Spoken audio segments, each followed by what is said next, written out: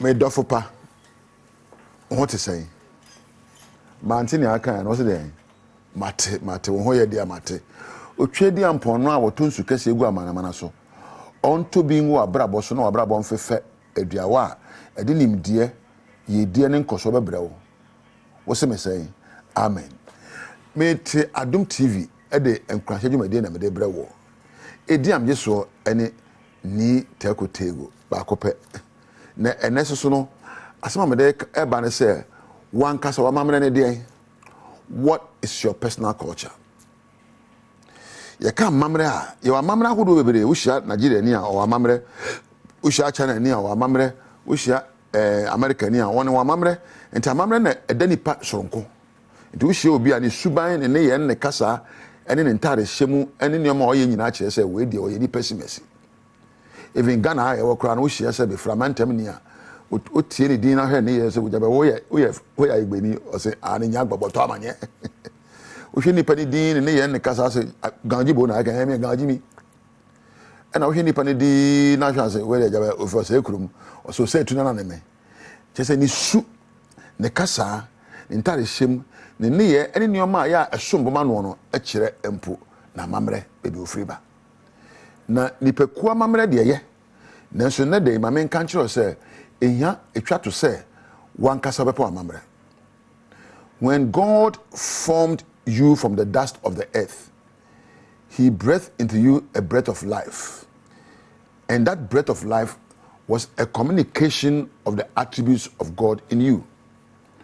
Onyame esa dotie eno de ye wo no ye no butu so eno oje ahome egu mu sa ahome na oje ye no odni su ene ban ene hye wo mu niche se wonam we ye onyame mapa na wonye onipa keke wo ye onyame sunsum. Therefore the image that was designed in such a way that you must function based on the attributes of God. You must function based on the mandate of God, because you're not just human, you're not just a woman, you're not just a man.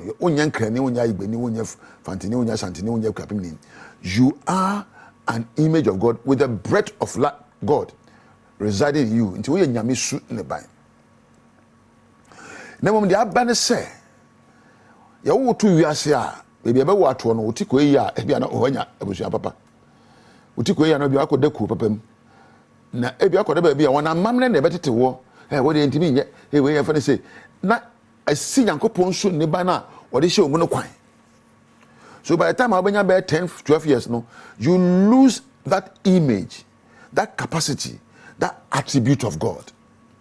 And then you become more of a Ghanaian, more of an Akan, more of a Gan, more of a Voltarian, more of a Notna, and you lose that attribute. That's the danger we face in our lives. Nobody will train you alongside their culture and the culture where you are coming from. So see who say if you be nearby, ye da ye na yem bosome nkro, obi na ye oye ne to ye na yem akora ye. Enu nti ne ba no edu ne mre so no, yetimi wi aye. Obi anche se yanua. Edu ne mre so yetimi tutata, obi anche ye. Edu ne mre so yetimi kan ma ne da.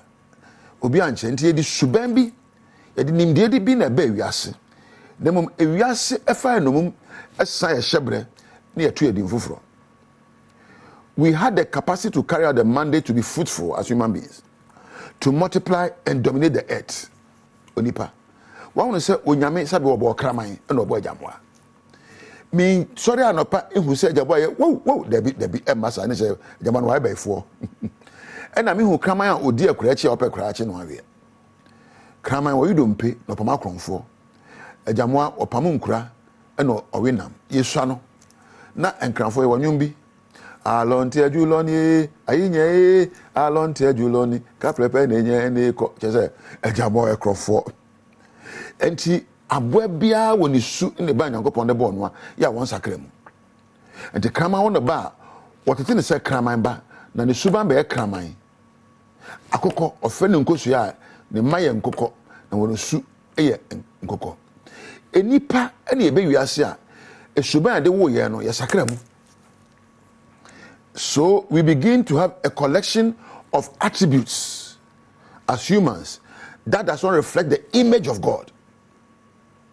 We begin to collect various attributes from our parents, from our siblings, from other elders, from school, from society, that are at variance with the attribute of God. And therefore we refuse and cease to reflect the image of God.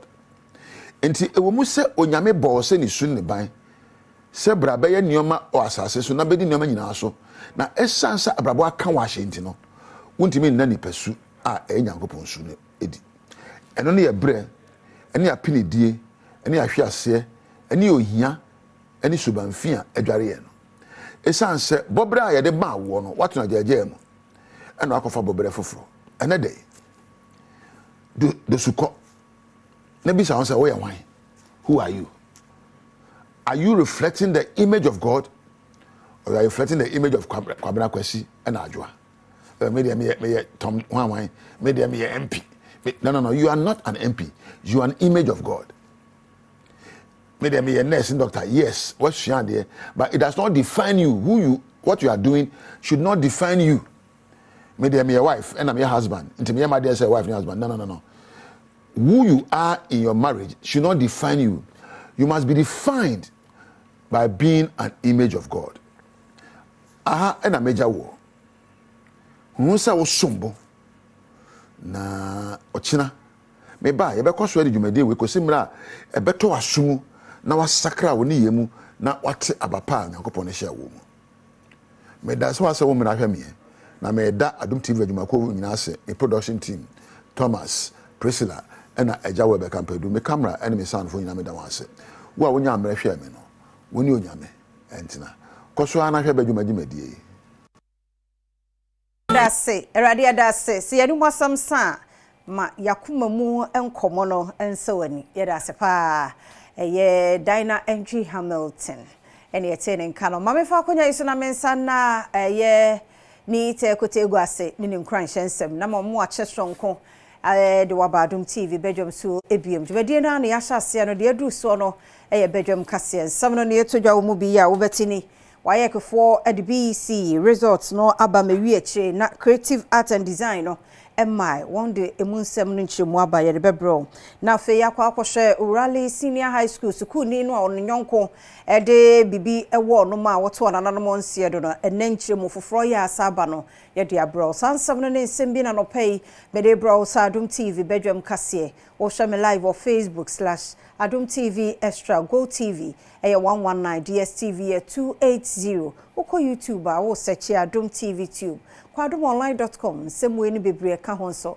yede agu ho medidi afia amankwa tamaklo afia ni de mientie sɛ nsɛm ni kyeremu ankasa etie West Africa Examinations Council WAEC at the provisional result BC 2024 aba creative art and design de on the ma yintina ayenkomo bebre about time ye di say adana no ma ye pending na no Adom kase any head of public affairs WAEC Owura John Kabi edi nkoma wachechire mu di ntia e ba ne sa creative art and design a new subject you introduce now omenkwa akọchọ no the different answer booklets na ma o say because different examiners na mark components of that particular paper until we music na music manuscript was a wotro so na nkla no be answer music no ne creative art nyina on the same answer booklet until no a drew marking period no once a swapping na ebia na wo creative art no mark wa Accra wo music no marking wo ho anase Kumase until na say wo script no be di hase a the creative art person be mark creative art side na ka music no but yenya exam na so marking nyina enya dia paper bia ka ma ye mark ye na dia kan say be mark de be match marks no na because ebia wo music no ewo Kumase na wo creative art no Accra ntina wo say yenya file no na ye upload wo marks eno ni ye match marks na be ya obia marker o say the money de be man because ebia obeko Kumase akohwe na ye say music this particular candidate absent onya absent script no Accra Nti afena ya ye bibia nti by close of day today is 21st October. By close of the near solve issue ni nyina ma obia benya grader e wo se onya as far as creative art and design is concerned. Abusia ya wo mo ba papa bi a wodo no ekọ Orally Senior High School a school ni ba ko agene nkwa free ne nsamo no ne wono mo adwen ye won tanta fi so wo mo hunu sasade ensam die ne kro no ekonya dodo ne titiu ene bamboni posini no a wo ye investigation no munsam ya eno ekopie mu court no eni Orally students case here we see ya onam doma abranche Edward Ofado shiro won kwanu la district court frere asem no ndeso biem na ndeso wo frere asem no prosecutor ogina asem na no ze to court nyim de ogudo a wo twan age ni advice nti orsre mbre onam doma judge otena ogwem the magistrate no ze atuga de 4th November na wasan ntina asem no do na yewie no ebusuanfo a wo ba court no bi so ze daminsamizi tu gwa afa no kwana investigator no ochari ansana oze accused person no oze ba court nde ne akwaso no enya ade a yete ase because wa ahwe obi afa sekan agwowo ba 1 2 3 wo yam nhyewu nansi ai da okita case no now the fa ya ba court ya case no court ochina ya ba ya sese ochina ya ba na ya dey atu 2 weeks every time ya ba ya dey atu 2 weeks wo si ai de pa no wo sem na wo di no be ba court be 8:30 ya be tran court no sa 10 o'clock and stand wo di na me boy fupa because CID no kita case no on person obey fair on person obey fair na yen so yen person ye di mra be share yensa say di brand so be share say the way ya fa no boko na ye di mra no di djuma no onye fair no fa yen ye djuma so sa yen pehwe ye ma asem no so e be ko dey asem nechi ye ma Adom ahwefo ne tiefo ona so ate kojo mensa abrampa na mezebo Adom TV Badwam kase na oguso ehwe ne yeto so de akonsam foforo mu adehye ya wo mo ete mirin free wo akotokrom ya ni nyina no ewodoma West Mensim wo Brumantem mu wo mo sre nyame ni mu ni wo mo kwan ne de enye kura nti aban ne mpanifo hwe enye ma wo aha ne isum sese kane abaha sese etumi efre bebia network yeni problem ade haya ne ye kwan drip na ban yesra ban so be kwan no man nyame ado say school na duru form 2 na hwe stretcher no enheda ensombo nti ye de atu nanim say omwa cement ne nchense na ya community no ye be communal labor na ya build danesi Enwachi, Mesni Krachi Yodoma is mentioned emo, Imano Kofi Ajaman, a shekroma for yipo se, dripping Fidia one sack and enchekura, Obesha said a year Juma won quantum pon so a diamawomo. So, warship, baby, a year corner issues were be raisy bakuye aquane.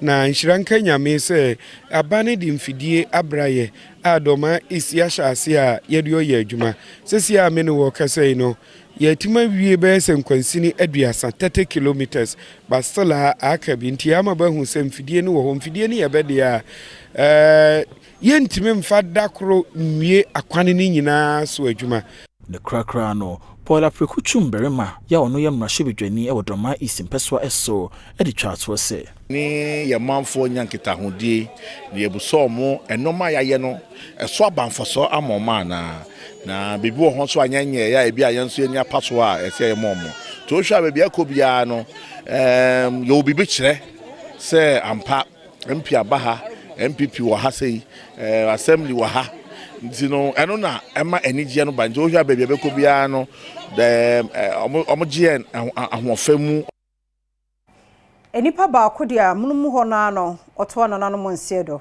na wana aka no so epra ya ye de won wakọ Boase government hospital ni nyina no ye nkwanhia bia esi ye ewo Boase kwapia kwan no so wadanse north bensin no emu ye de bebra wo bra esemu ma yento so na yento so nkonsam foforo mu director wono hwe social welfare ewo asunafo south bensin mu wa hafumantem lovely spogo na wachire mu se yenuanom asabi won wadi dem matuate ya wormo etiye ne de enya ne kwan so kra eno so ye de bebro ewo ye nkase ahodo no emu yeto so na youth organizer Adom PP amanyokuo no wo adwura abato mpesua so eye Abdul Rahman Hudu nei wepra niti ene nachi ni nyina no videos bia anase eye dwumadia na won mu di wo radio station baako na mentime ho ase ekoso ewo NDC ne MPP ntem wi akire wono afaso epray. Abdul Rahman Hudu youth organizer Emma MPP nifa ewo adwura na otwetwa mu video bi a content video nso kire se woni NDC communication director baako enyamentem ho ase ebrado motel radio so kasa meko wi ase wo kire mu se wo de pen ewo nani ase o kire yawa wakomu kire Adom kase efri saada no na asemi aka ho bi ama former communication director Emma MPP ura Adom ko ba fi edina no atomu bi. The Omode con is becoming one too many. It's becoming one too many. Can was some near what me yada NDC ni PNDC kwa 27 years. There why no ubet me can was some. Now betrona there why you won't mean can was some. Unye binti won't mean can was some. Ura Adom ko ba fi gina so dia futuo ma party communicators no esan so esre peace council so mo hwe na eniema ma na homene so sei no mo form na esi form ewo ho. In fact, e hadwen there me den is empany for take ade na e court. But mo mane nso a Omo mane nso no mo a obema bia ni ho no mo asebie so da bia beba na osun e na odi be fie oyire kura be sa ne makọ da bia koduro no ade na anyira ente obi so nkasa putu nsi na putu nsi dia osi awidwo amanebo no kirem se aposifo ato nsa afre nipa osusu se odi sa urukasemi ama watwe na no asem a wafri enhwemu ase. Aminyina no so na Adom TV Badwam kase na ha na bema kwan na no pay ye de asie ye da se emre ne adaje a wode ma ya bribia na mekoso amasra so bekoso atwen me ye nche ye wode de bonkrata no ha na fi online stories no ye ba ne de ato so.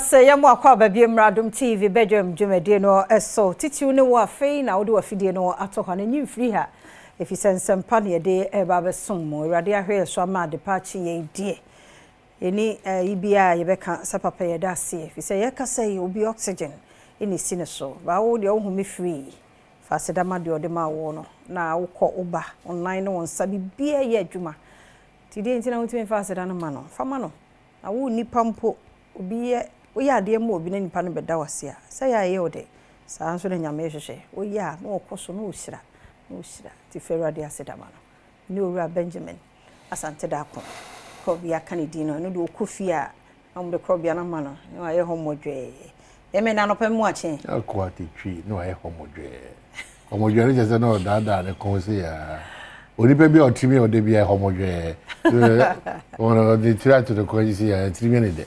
homodwe mejo so a ho na ayefe na medase eja cameraman kra ne na mi Adom watima to ne mane ne o manyina yu asi fiada ana obi wie gare no okay di mai se me fe no ka eno de o form e we 25 a ultimate to bebre e gare ko price o 25 obetimi dia cover before Christmas break no 25 they say the any susu no o we na e we ni pe has enti we say because makana se no akoto smooth na makula no and o sagu ne mu ana e kosa tu fa dia it is abo na your ball 1 2 3 say we are not being fair today me na chira me say ho ba ho na say o bozo be dia wodwa na me konkom enti e komo no ga o we ga kra we ba pa so ka se me say me na bi o etwemu fufu ni nyina ni na so bi beka ma ko du dia na wo no so tu we ma me na dia ni mu ye pese be ma oda na o so ba obi an strel 1 2 hwi kra no say wa beto adwase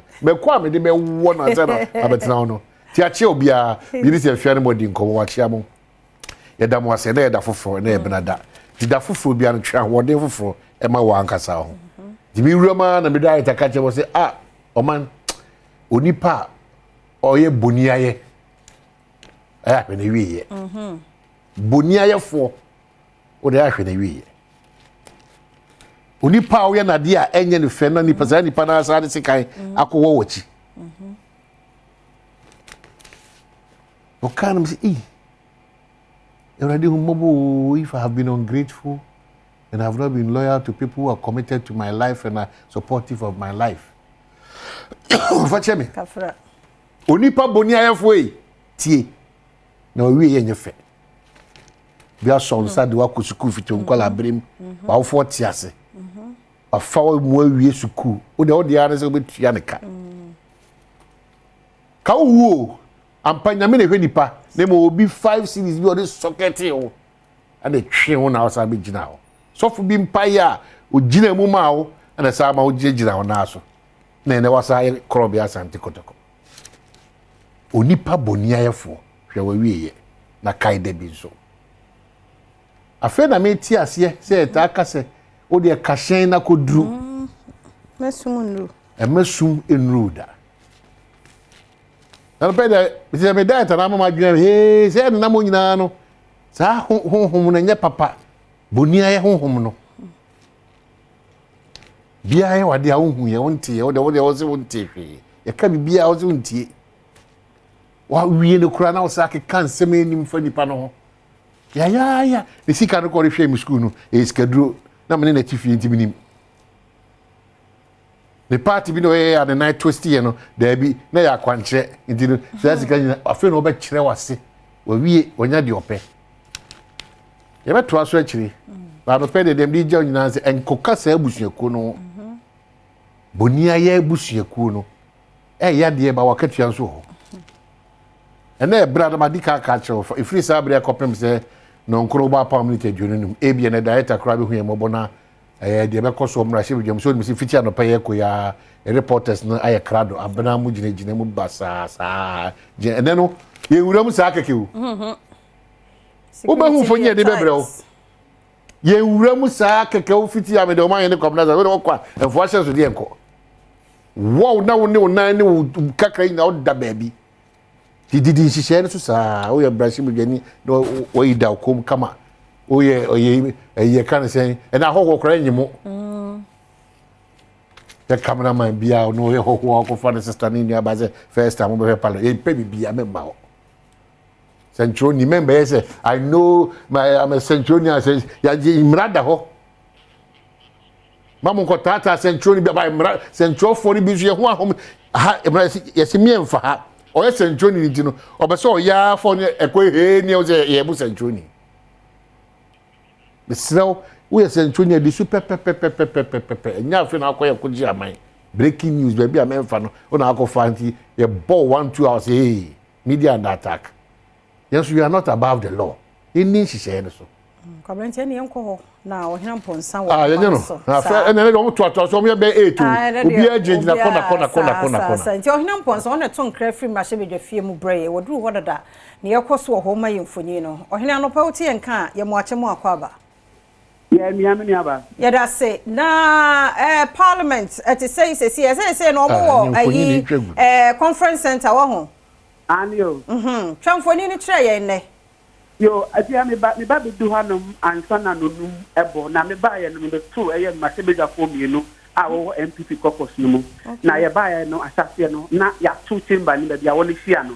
Na woni na na mo no na ye hu ne ye ne ye hu se ye wa na dom pre ewura ye chamber ni mu nti me no kasa de se ono nko an obi o MPP caucus a ono o chamber ni na ya se caucus ni nyina mienu ni nyina ye MPP caucus ni NDC caucus ayo imagine say one be ban tem so na won di kan aseye chamber mu honum enu nti won ba ye no na tese ade a MPP caucus no ene di kan ba ye na wo kasa bi ono kwa na honum a ya loki na yewu akwamia government agoja ene ne caucus a yewu atoposing esusu edi enem won ba ye no wo so wantini anya kwan anhye mu na eno ena caucus no tese emre wo parliament tese se uba be bahanum fi ana be sense ba mu honum a no twi ena wo se wo ba nanso won se asie senti a yewu anodom pretimi abahanum na wo mama no kwan se wo wura temba ne mu ansa na no twi e de abo enu nti yewu government ne buo papa ba bi kwa me no ka say oni the chief master just wo dia no ba ye tire se senti na mo mama obi kwan na oba be wure mu na no tese oba make sure say security for parliament ni na de was say o man smika bi editrom ɛsɛ sɛ bi sɛ how anasa titi bi na nka wɔne komua na nka sɛ no obi be mu hɔ no ma na ebi a bɔne bi no be bi ɔmo a na wadi ɔmo policefoɔ yɛ ba na policefoɔ aba ha no ma wɔn ayɛ barricade sɛnea parliament ɛma indication no ɔmo ayɛ ɛyɛ barricade wɔ ha no na ɔhwɛ barricade no mu a saa bere me na ɔkasa security policefoɔ no ba ahyɛseɛ no bɛyɛ nnonum abere mu hɔ ɛna wɔn bɛbɛyɛ odwuma sɛ deɛ mahu sɛ ade a militaryfoɔ ɛna wɔbɛka wɔn ho ebinom ekuta nkraman a kyɛ sɛ ehu nkraman a wɔso ware baitrɛ a ne nyinaa no wɔn aba ha nso sɛ deɛ nya ade a obi awura mu woyi yɛwura anɔdɔmprɛ a ɔno ɔte same man inside a ɛnya ade a ma sɛ bidani bia awura mu nti ɛyɛ NDC caucus no nso a wɔn so baayɛ na wɔyɛ wade ne sɛ wɔn nso ɔba bewura mu no ade a wonya kwan ɛmfa nwura mu ba wɔnsɛm deɛ ejina ne nan so na adenti no owura anɔdɔmprɛ deɛ ɛma no kwan ama na awura mu na ɔmo ɛba no so yɛ mɔm enwura mu ɔbaayɛ no na chief marshal akora ni ya na ada security board na wa yo ɔbaayɛ no yɛmbie no nwura mu no wonya kwan ansa na chief marshal no ɛba ansa na NDC caucus no so ɛba na sɛ still yɛbɛtumi ama na pie bi hɔ yɛn starting nti ada no waka hɔ yi na ni atime sɛ deɛ adeɛ no ayɛ no ɛsane sɛ na caucus ni nyinaa no pɛ sɛ wɔn no ɛtena majority side nti ɛna megide sɛ wɔyɛ saa no ɛne saa bere me no kasa deɛ me baabi a megyina no me hu baabi asafoa no po a yɛde bɛbie na mo ahyɛ mu no menim sɛ yɛwura government baeɛ no obisa sɛ afei na mahu sɛ yɛbie ɛyɛ chamber no the other side ebia MPs no ankasa ɛwɔ no deɛ ɛnya ade a kyɛ sɛ yɛbie hɔ no nti ɔmo fa baabi a nsɛntwerɛfoɔ ɛne afɔporɔ nso ɛfa na wɔde ɛhyɛ mu ɔhene ma yɛntie owura anɔdɔmprɛ ne nsɛm bi a ɔde to dwa ansa na yɛnya wo yɛntie no mmara no yɛnsa mmra wo nkyɛn bi medase yɛgye mmara di de mmara so na ɛyɛ adwuma nti yɛhwɛ anim sɛ sɛdeɛ court baatan aka no speaker no ɛde obuo no ne die ɛbɛma court baatan na said the idea it's here no court can say any we don't expect any exchanges but so be an result in tokaso but so be anya be machine yonko ye be dim raso pepe but asamna ye kese nti ye wura no don pre na ye te ne nka no ne nkotie owura Kwame Agbozon so ono so ne nsem a aboza ono so ne nsem ode atudwai already you know that what he's doing. Why is Adom already sitting in there? When we were told that the room opens at 8 o'clock, yes. He's already sitting in there. So they are the ones who are going to cause the fight. Yes. So there. Chief, it is the annual or no honeymoon. To Kwame Abojana Yateno and can NDC side no and no until Ohine Sabre Afi Obi Remwana. Pesiano Menoka de Yura. Frank Adom ababontene na opesone ne adati trip no ekasa na tese wapie intisi ameno kasa de enya de obi a ewo ho na mo no ono na woni enipa bi ekasa na ote mu senti a obaye no okwakotena mu enti nta na asem no akwakosi okay na apart from mo mienu no other members bi nso aba na members na de omodosu me fa ne se NDC caucus no de one dosu na hu yewura Dr. Tesla Sofosi Kwame Aboja wa ha yewura Lanchini wa ha yewura Domako NPP caucus no so yewura Anɔdɔmprɛ na yewura ade ebe omo NDC caucus no de wo hwɛ nipa no aba na one dosu ɛsin ɛyɛ MPP caucus no Ohia fam si ha na ja wadi kan wo hoyi wunu an mon kan no so babna ne na se no enti enim de mutime ye mre no kɔ nanim anu so no ye befrɛ mo na fe ye no moto so na de ekɔ so no obi bebusa se de enti ne ase na ya hwonko bi de na ekɔ so enti ama security aye tight ama de yeti woni mse ye enipa nan a won ye mrase begafo a ene eye speaker ekase wo hwɛ niam a wana switch allegiance bi a wo party a opa na so o kantin kro okojane party no Sani Pan no ye speaker declare with vacant no. And na chesa babe pie mu say NDC caucus say omo no majority. And na NDP caucus nso akọ court na Supreme Court aka say yan ntwen so ansa. Nti so obi a press no be say mu na akọ na speaker nsani fa so be a majority for no ejina no. Eno na akọ hia say sa obi a person ban sem no ba betina hanum. Esa na say wo majority side a nneɛma a wobɛtumi ayɛ wɔ fie anam no ɛdɔɔso apart from policies a wobɛtumi ayɛ initiate and as a private members a wobɛtumi ayɛ initiate wobɛtumi de wo numbers no ɛde go through na nea wopɛ sɛ woyɛ mmarahyɛbadwa fie nyinaa no watumi ɛde ayɛ ɛno nti sɛ wobɛtena agya no nsa nifa so deɛ ɛyɛ ade a wohia papaapa ma mmarahyɛbadwafoɔ no na NDC caucus kora ma indication sɛ ɛsiane sɛ nnɛ speaker akasa no moyɛ majority ntinim nneɛma bi te sɛ betting taxes on being in SEO, the bit to say you legend, some of the years ago, not just what near what the year Neoma and Sana Parliament, Nebre Assum. Never said in CSC of course what chamber and a yen who every abba the dome of the conference center and a Setnano El Coso and a Sansi Mujina and no Necofa Sansi Mujina at the bay. Yes, Papa, Yamani body on Hinam San, one Rashabe film na Yaten and Canotino. So when him say higher election headquarters Kokromoti power to form pay the bebro team ni nyina ye krado e wo ho ne de be koso wo mrahye be fie mu no ye de bebro kabna. Well, quickly some of do atojo do bokata de bre my ho kwan edika catch us say the fear can higher your election headquarters and your my fa some ho do be koso mrahye be dwam e fire battle bribi adano. This is your right source. Daily Graphic say Speaker's declaration on 4 MPs, Supreme Court ruling binding on Parliament. Legal experts tell NDC caucus. And make TVET central in Africa's development strategy. Education Minister, area Dr. Yawadi Chumna Akasei. GES releases harmonized prospectus for freshers. Hada ni hiano. Nina GES for almost school biya de bako. Ubehuna oman ni SHS. Onkwa de soso. Eni eyako kaho. Ubehuna eyina onkwa de trophy. Eni akantiechi akoka ho mesremo.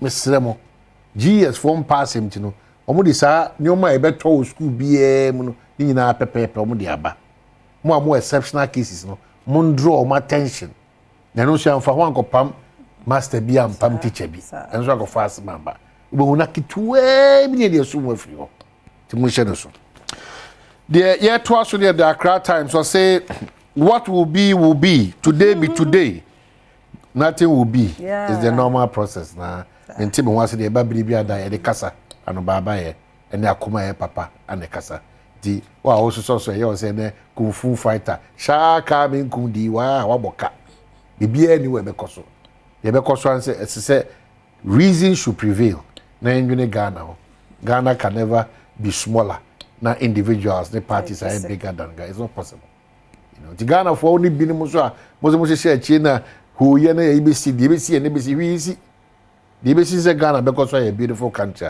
Yeah, practicing can be very important. Over the Hawk newspaper and so constitutional conundrum. Supreme Court slaps down Speaker Babin. Hey, and somebody will try why and faces. Somebody be provoke ma we abako to na mo any kwase to Daily Guide and the DVA. AMA das biogas partner to generate renewable energy. Bagman was wrong. Freddie Blaine Nakase. So when do you speak we are baby? The word drink channel there, but also drink channel by pass we are wrong, we are right in there. You free to see. You pay the Ghana Hombatono.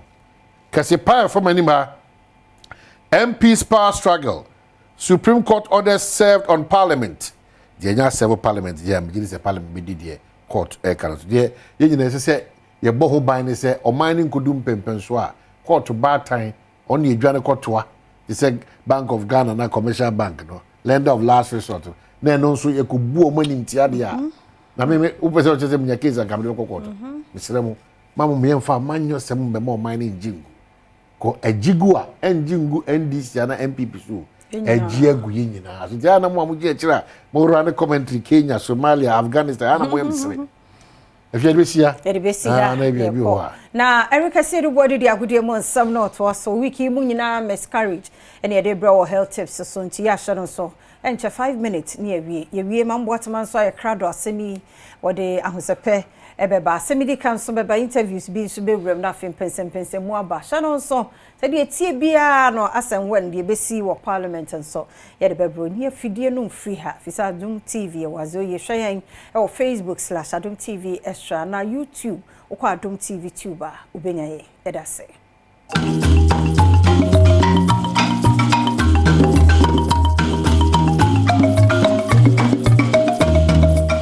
Abza me mwache mwakwa ababie memra so yede agudi nsam na eto so se pedwo mago kansie na neso so wala natural mineral water na de asia konho ede nsam na ebra sa nom abodwoso ensu amankwa wala yes one normal na wala o wala ti hu obi a oton so a one question pen na esa obisa no me patcho wo wala na oni bia o se ne wala ti mento nsu no me ko wala o next time pe wala nyuma kwa de sia konkoma yede agudi mu nsam ye bro Sergio Manocho Bernard Padibotwe ama me producers keju wana kasa ne yere kasa edu bweri ebasha sentem paso na me de wa prepare wanra games bia e ba so na fe Matthias Kwani mo ade aba ye be EPL no enra Northern Forest but Crystal Palace by 1-0 and Valencia Las Palmas born a cap me nsama ne team media course or the first game more Northern Forest about Crystal Palace by a goal to 0.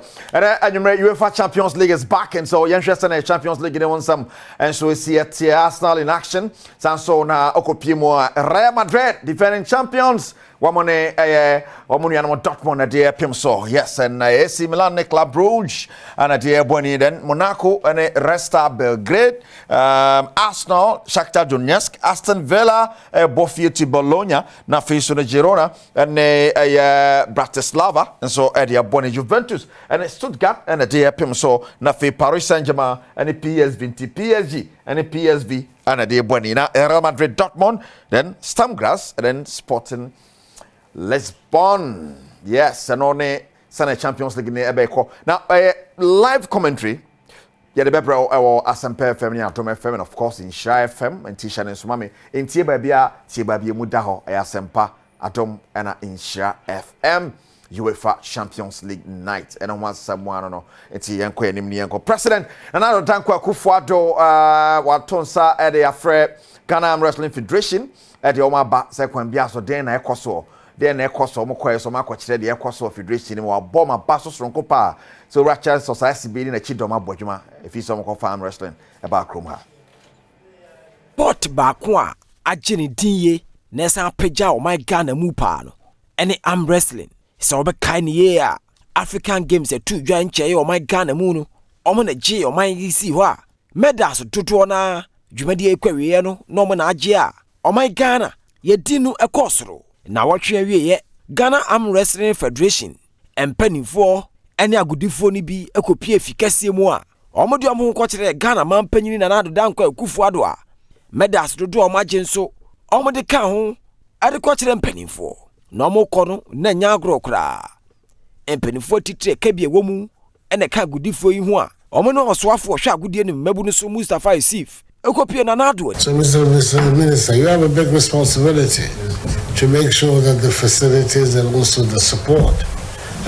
somewhere in your budget, you find this facilities and support for this organization. They're already being a very big credit to the country. So I think everybody would understand it if government was to put its full weight behind it. But I think that it's an excellent initiative that you want to take in, and that we should also find our way to be able to give you the necessary support.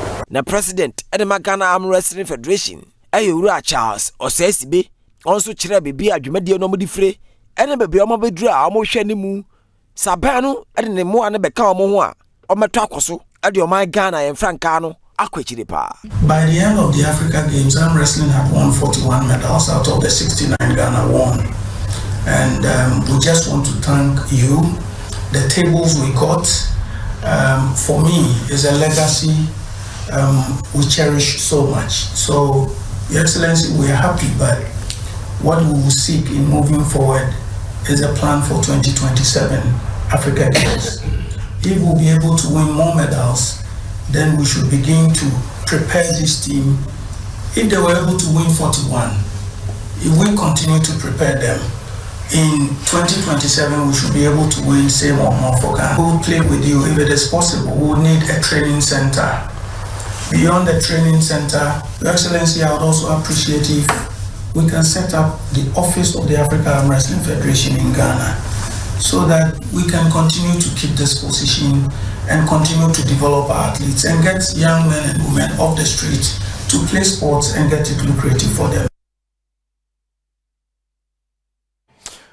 Okopiemo wa beach soccer susumwa beach soccer AFCON ekoso Ghana Black Sharks ekopiemo asiamfa and menoka say dia welcome nra Morocco chien eboyenka enum yetimo mieno ye hwani mo say on Tuesday yene Tanzania and so de bepem so ahwese betumi afa nti na ye hwani say ebetumi ahye Tanzania eno ye de papa ya ni wamu ni su keke sansa na welcome ane ade na ye ko hwese ne ye Morocco game no tikoye.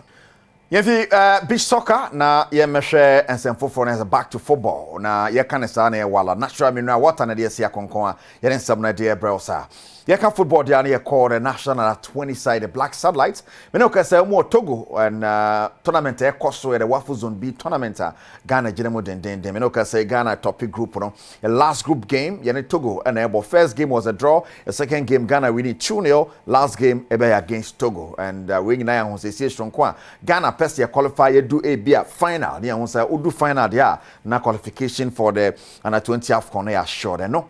And a coach Desmond Fair, our coach when he poured that team nano. It's the quality of the team we have, to be honest, because I don't think any player that we brought lowered the level. In the second half, we were not getting tired, we were even pushing more. If we play 10 minutes, I think now, hopefully, we can build on it towards the rest of the tournament, yes. Right, Desmond Fair. Now, if you want to the Ghanaian Premier League more, over table, so team back where you are Daniel will be on Dreams FC after more than more boy of Africa. Last season. Now, Desmond Affair or no, I wait for Domon or no, I assistant coach at my team. No, Domon is someone to as I didn't see a more reno as a place to be now cool to Hamopa. 2 to 3 years to build a winning team.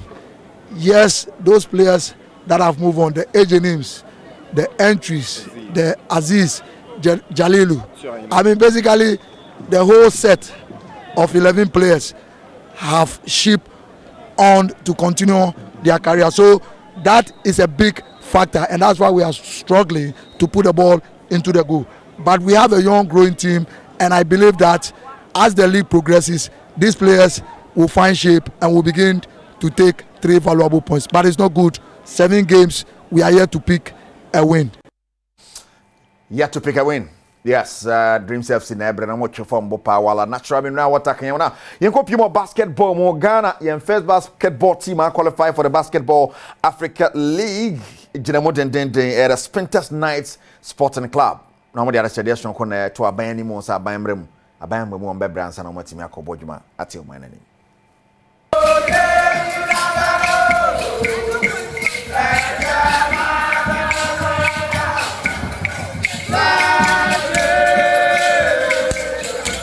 na saa modi amukọ ball no na saa modi amukọ ball ye obi ban so no eno aboa na sese de omodi ahita pa na 16 stage no na 16 stage o ma qualify no e hyase November ne de to so enum akopimadu e Cote d'Ivoire omo be pie o my Ghana mu no Sprinters Night eso omo hia mo pa se na be ye o my Ghana ye basketball no o meto akoso agina mu aboa ye. It's very, very unfortunate that a very young and budding team, very talented, with brimming with all the confidence and and everything, should be able to go out and bring up this major feat in Ghana basketball, and the support is nowhere.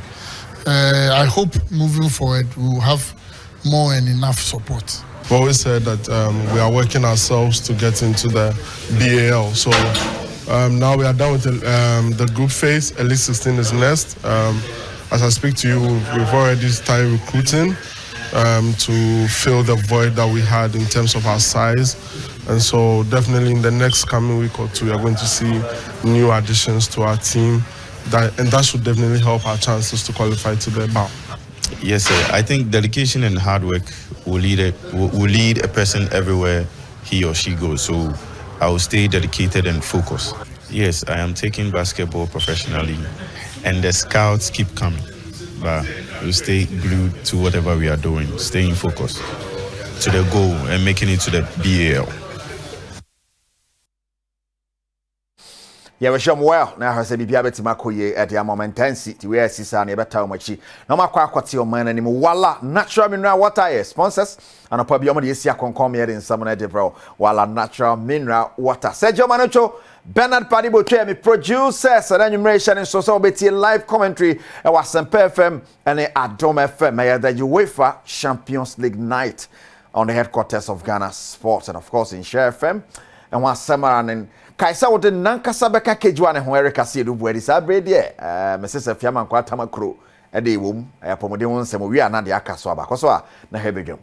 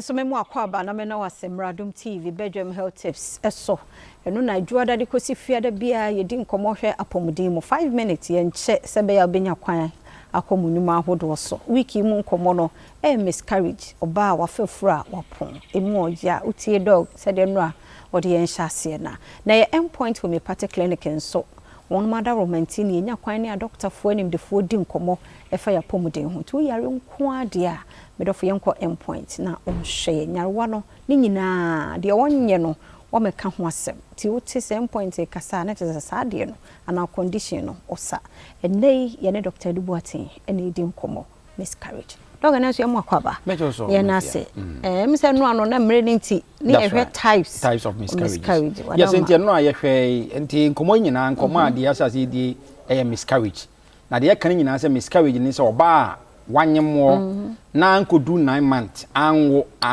amfa no ho amfa ne ba na ebia below before 20th week sa oba no apon ana ebeka ne se spontaneous miscarriage and as a spontaneous abortion that's another name for a miscarriage yes a spontaneous abortion na no ani ye types no and ye can say mixed miscarriage and your ba wanyemo na nyinsen aseye na nyinsen say ni nyina no ama abonten and ye can say mixed miscarriage your miscarriage so a ye be can say complete miscarriage and the oba no a miscarry ye no and as oba ne pon ye no anaso oba no nyinsen ne sey ne nyina ba abonten enti eno no sa no de machine bi efe ne say ultrascan etwa abun say ne nyina e bi kura ni awudi nim eno no ye type of miscarriage and ye what threatened miscarriage threatened miscarriage you got a threatened miscarriage a miscarriage ya oba bi ho awonyam na wo hu say moja etu no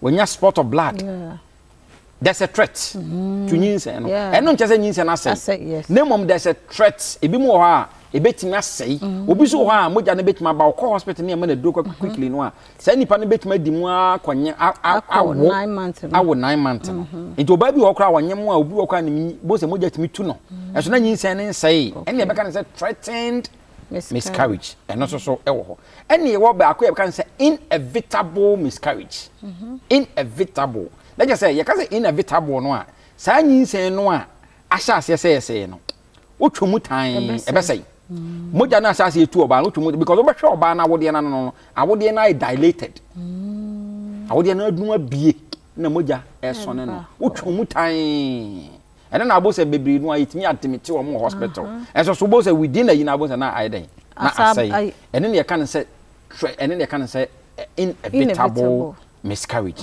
and then you can miscarriage ne you know various types ya you no and na mabobobo e nti bebre no abo say man bebre no ano e go through sa how ya mabobobo sui nti threatened miscarriage missed miscarriage complete miscarriage and inevitable miscarriage the type of miscarriage yeah and ni nyina how dey be 4 or 5 years nyina no between 20 weeks before 20 weeks no it will be okra maybe create me nyam na say no munim za say oba be betima nyam na say wan hu sa say and obi also obetima nyam ama nyinsen no obekọ hospital am aye blood test am yaka say oh wanyam bo say within a short time bo say to nyam na hunu say tissues won say tissue bi afiri wase aba hospital bon say e bia clot bi anase tissue bi ayedai afiri wase aba o say tissue na wo de check bibim na wo de ko hospital it say tissue be no oh bon say it is a clot bon say bibi ti say moja okay bon say bia moja toa bi afiri e bia wo menstruate say the blood in womb that's right okay to won say bibi sa no a empemebere no akwa obetimi dia call hospital especially wo confirm say wo nyam and na wo say bia clot bi afiri wase aba quickly no also the to adiem na the call hospital na yetimi hwe say e dey important e bia na miscarriage bia na threatened miscarriage ni bi threatened miscarriage no say miscarriage no e show signs say ba be say ya eno just be say kwara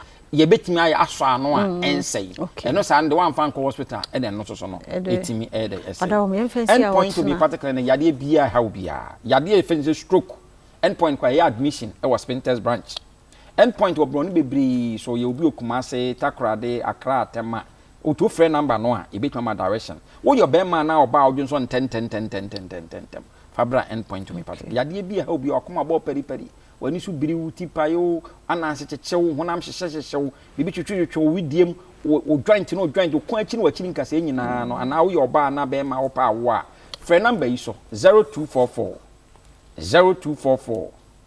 86 70 68 0244 86 70 68 0244 86 70 68. Yada say Dr. Duboatin na woten en kana friend of Bribia obejo so o meso ko a obesa fro back no no akasa nti say yare nko ade a fa ne so personal doctor o chena nko ahoden e wo ho akan ho miscarriage nkomo no yento so.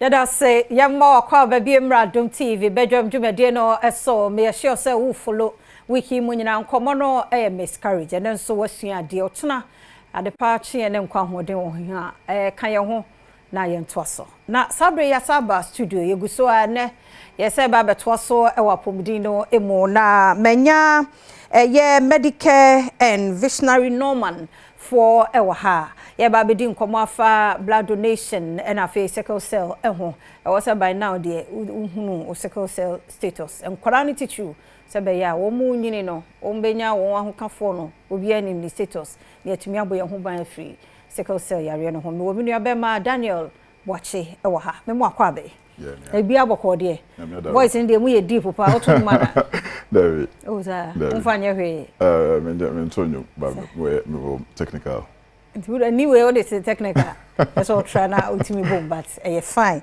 na nyame ya doma medical and visionary Norman mo ye de yeah, health and blood drive coming 2nd of November. 2nd November, yeah. 2nd November, yeah. Okay. Actually, your friend is saying Bex events. Wadabraka.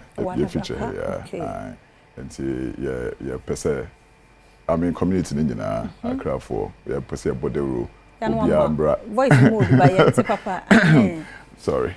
Obiamo more than umbra na ombe donate. We are trying to create awareness of sickle cell. Ekobia yashe asiawo UK Manchester me akasa hona me free. I create awareness. I will hold say amanone tuntum ne yenshada omo hu yen papa. Enti try say bebo mode ama community no and ye wo Manchester no, especially Manchester now, but eventually you be call UK. And then obviously, you say you chrome here na yare ni free enti ya tumpon say ya ba na ya be create more awareness wa ha na start establish here so you who ha say you try na ma obia hu na sickle cell is all about na say you betumi so you try na donate blood because me ankasa make say my cousin or Ghana has say she's about 30 plus now.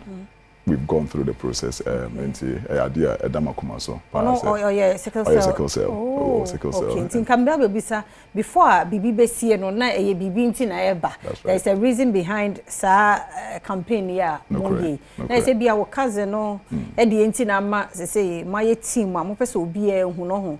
Obi aka say sickle cell no cry there, just a brief one. Sickle cell near there. Sickle cell yeah, an inherited disease. And senior wo share MPTS no. Say o mama and now papa a certain blood group more obetumi anya bi and the awareness no is all about trying to make sure say obi abe hu nim the sickle trait so na okoware a very tricky so when you do be a person worry no na I can just say we into me worry but education you be educate you say oh ABS messy oh dear here AS or you person worry no so your AS the likelihood say will be to me SS akola e wo honum e wo soro enti se mo betimi aye ho bibia mo nhwe na mo nya ho bibi na mo mpe ye obi baka se o na se na nye problem ma ye hu complications a e wo ho se bia ye tie e bia ne what sickle cell ba na adwin no so die enti a e wo so bia hu ni status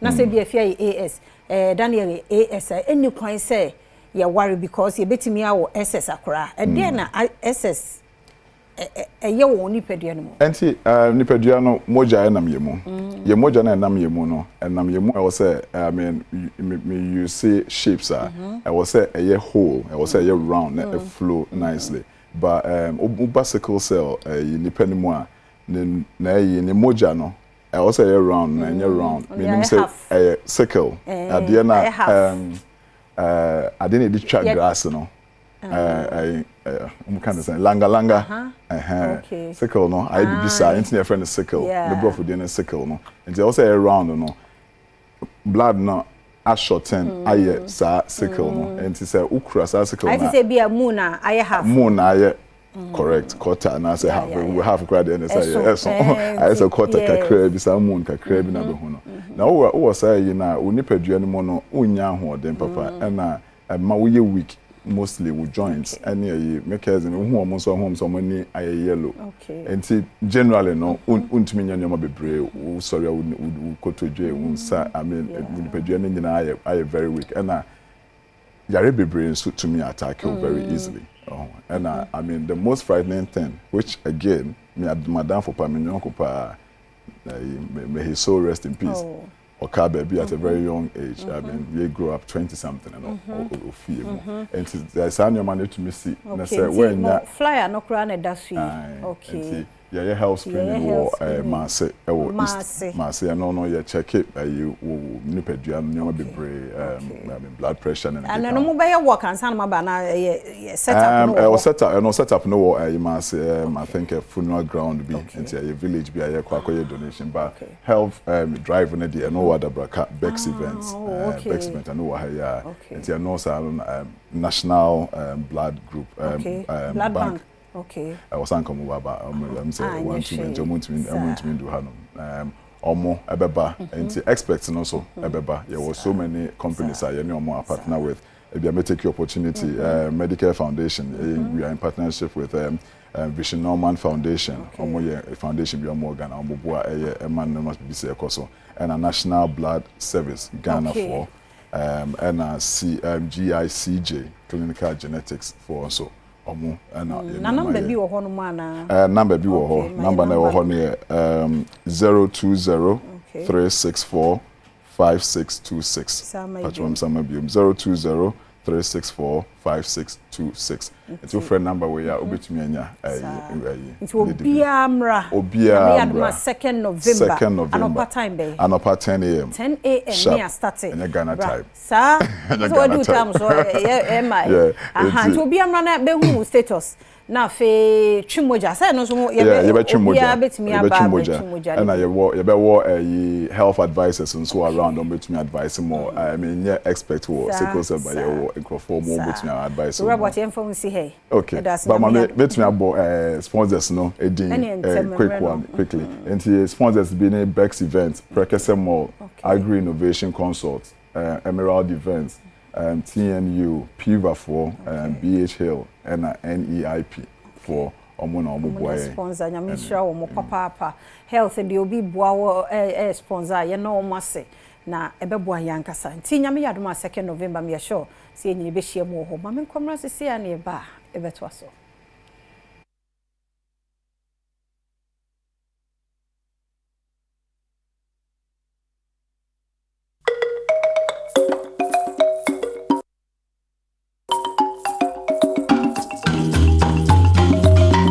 Yada se yamwa kwa babiemra Adom TV Badwam dwumadie no eso wa wonim se na Tuesday no parliament enye easy ewo ho fi so bia person city and awotena majority side ho nti anopa no se do hina mponsa de emaye no abno apoko amon so edu ho a wode be maye ne mom Franco Trading Enterprise phones papa fie ene ho pe bia yenko Franco ho na kokojibi na CCTV cameras no so Franco ewo bi Franco no ankasa won air conditioner ebo adwuma papa enti yenko Franco Trading Enterprise ne mama bobo so ene ho gadget bia no ubenya bi wo Franco Trading Enterprise the numbers ye 2 eno ana me dem ma peke number bia say Franco e wo ba bia 0246 422338 0246422338 and 0555939311 0555939311 now the Franco Trading Enterprise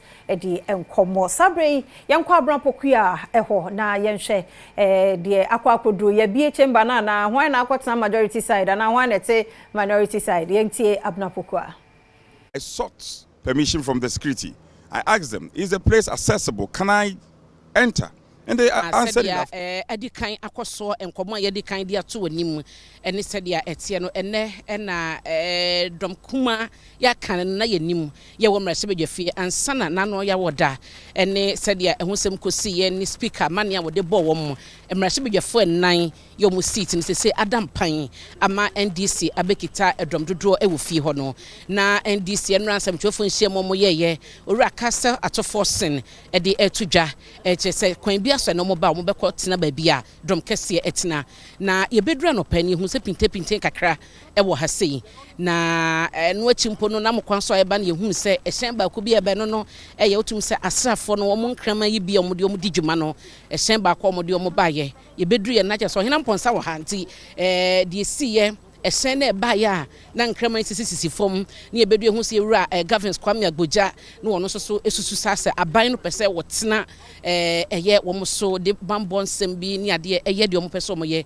no mo so kra se bi de kan ewuram dom kese no de kan ewuram na mama ne ohene ni nkomo ohene wo ba ye no me beto se nkrama gina ha no magidigidi wani mu ha na de na ekoso yo abena medase ye du ha no be nonum empa mu no ene ye hu se ye wura Frank Adom pre ena ne nua ba kon e ka ne ho ena wo no ehyen eye chamber mu na so oba parliament emra ne se anase ne wo ye ne se ansa no benya kwan na wawura eye chamber mu no ɛwɔ sɛ ɛbɔ nɔtwe ɛne ɛkɔ na emom saa brɛ no na nɔtwe brɛ no ɛmbɔyɛ na mo yɛbɛdu hɔ anam no nso yɛnya nanteyɛ sɛ na NDC caucus for so aba ha no mu a wohwɛ a na wɔn nso wɔn hyehyɛ ne saa sɛ competition obi apɛ sɛ ɔno na ɔhyɛn ɛyɛ chamber mu hɔ kane ɔno na odi kan wura mu nti ano dɔmprɛ baeɛ no no ma odi kan wura mu nti yɛwɔ ha no sɛ yɛ ne ehu sɛ yɛwura ato forcing case la ato forcing ɛna afei nso governance agbogya ɛne wɔn a waka no nso baeɛ na wɔbaeɛ no ɛsɛ ne sɛ yɛwura no na wɔwura mu dada ne nti no ɛade a wɔn ani angye ho ɛmɛde kasa baeɛ ama ne kyerɛ sɛ security for ha no odi wɔn ho yɛsɛ ne sɛ so obi na ɔba ha ma kyerɛ bibi bɛhyɛ ɛyɛ chamber mu hɔ no ma anka wɔn nyinaa no kyerɛ sɛ wɔ abrabɔ ɛda adwemu ɛno ɛna kyerɛ sɛ ɛkotakota mu aba bɛdu saa bi sɛ deɛ me no kasa deɛ yɛwura Frank Anodɔmprɛ wɔpi abɔntene ama kyerɛ sɛ chamber mu hɔ ɛne adeɛ obi a hɔ no na ɛyɛ security for no nso police for no di kan ba hanom bɛyɛ nonum abrɛ mu nti wɔn de wɔn baeɛ no wɔn bɔ mmɔden asɛ wɔbɛma barricade ne biribi atumi di dwuma wɔ hanom sɛ ankyɛ ne yɛhu sɛ ɛyɛ friends military for no nso so de adwene ne a wɔn nso wɔde hyɛn mmienu ne baeɛ a nkraman a sɛ na wɔkaeɛ no ɛwɔ mu no na ɛnyɛ asɛm kuma ne nyinaa no nso so manam ɔdɔm kuma no kyerɛ sɛ parliament adeɛ sɛ bi ɛnyɛ police ɛnyɛ military asɛm na mo ankasa no wɔyɛ masters of their own rules nti they don't need any foreigner in the chamber. Mate, ohine mame na sena mame mo mpinche ndi samanyoko no emra sebedwafo ni bi na menyomo eni enkomo ora governance Kwame Agbogya ewo ha yene no enkasa na fe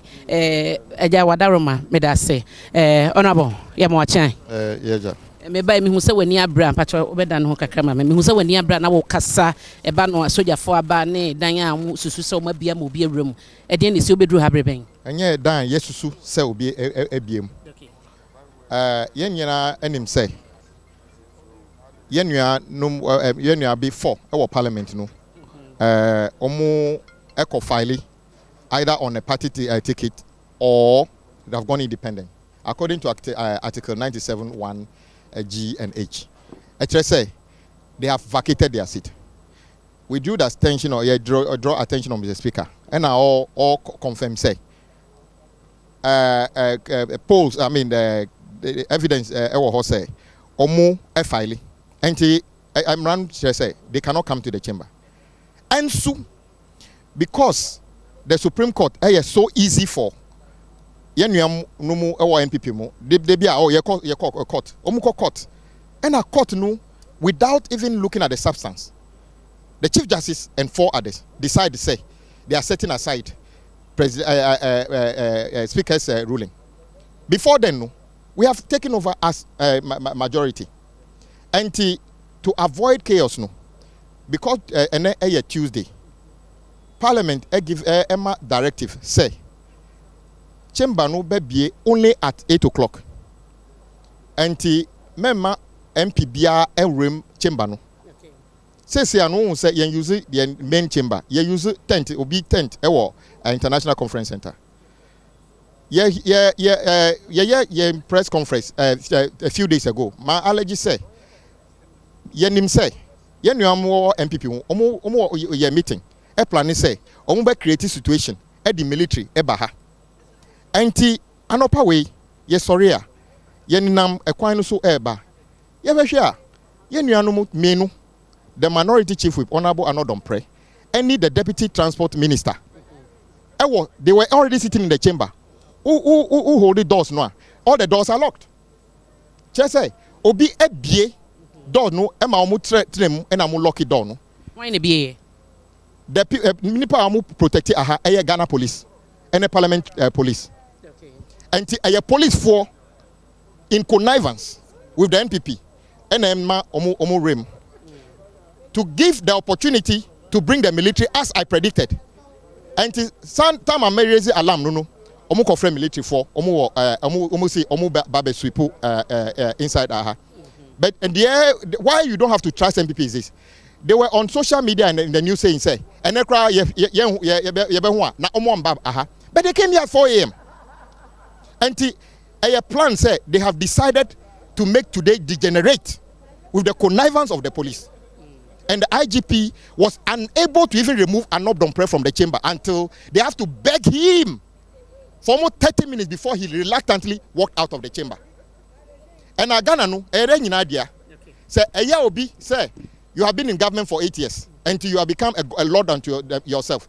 President Rawlings ruled this country for 19 years, but there was a fateful day. That morning, in the afternoon, he was no longer president. And he said, I almost say the military, they have recruited a lot of people into the military, the judiciary, and other things. No, this country belongs to all of us. Nobody is calling for chaos. But you can see this morning, the MPP have started chaos in parliament. Okay. Mahunu say you are not on prayer. We peer free chamber.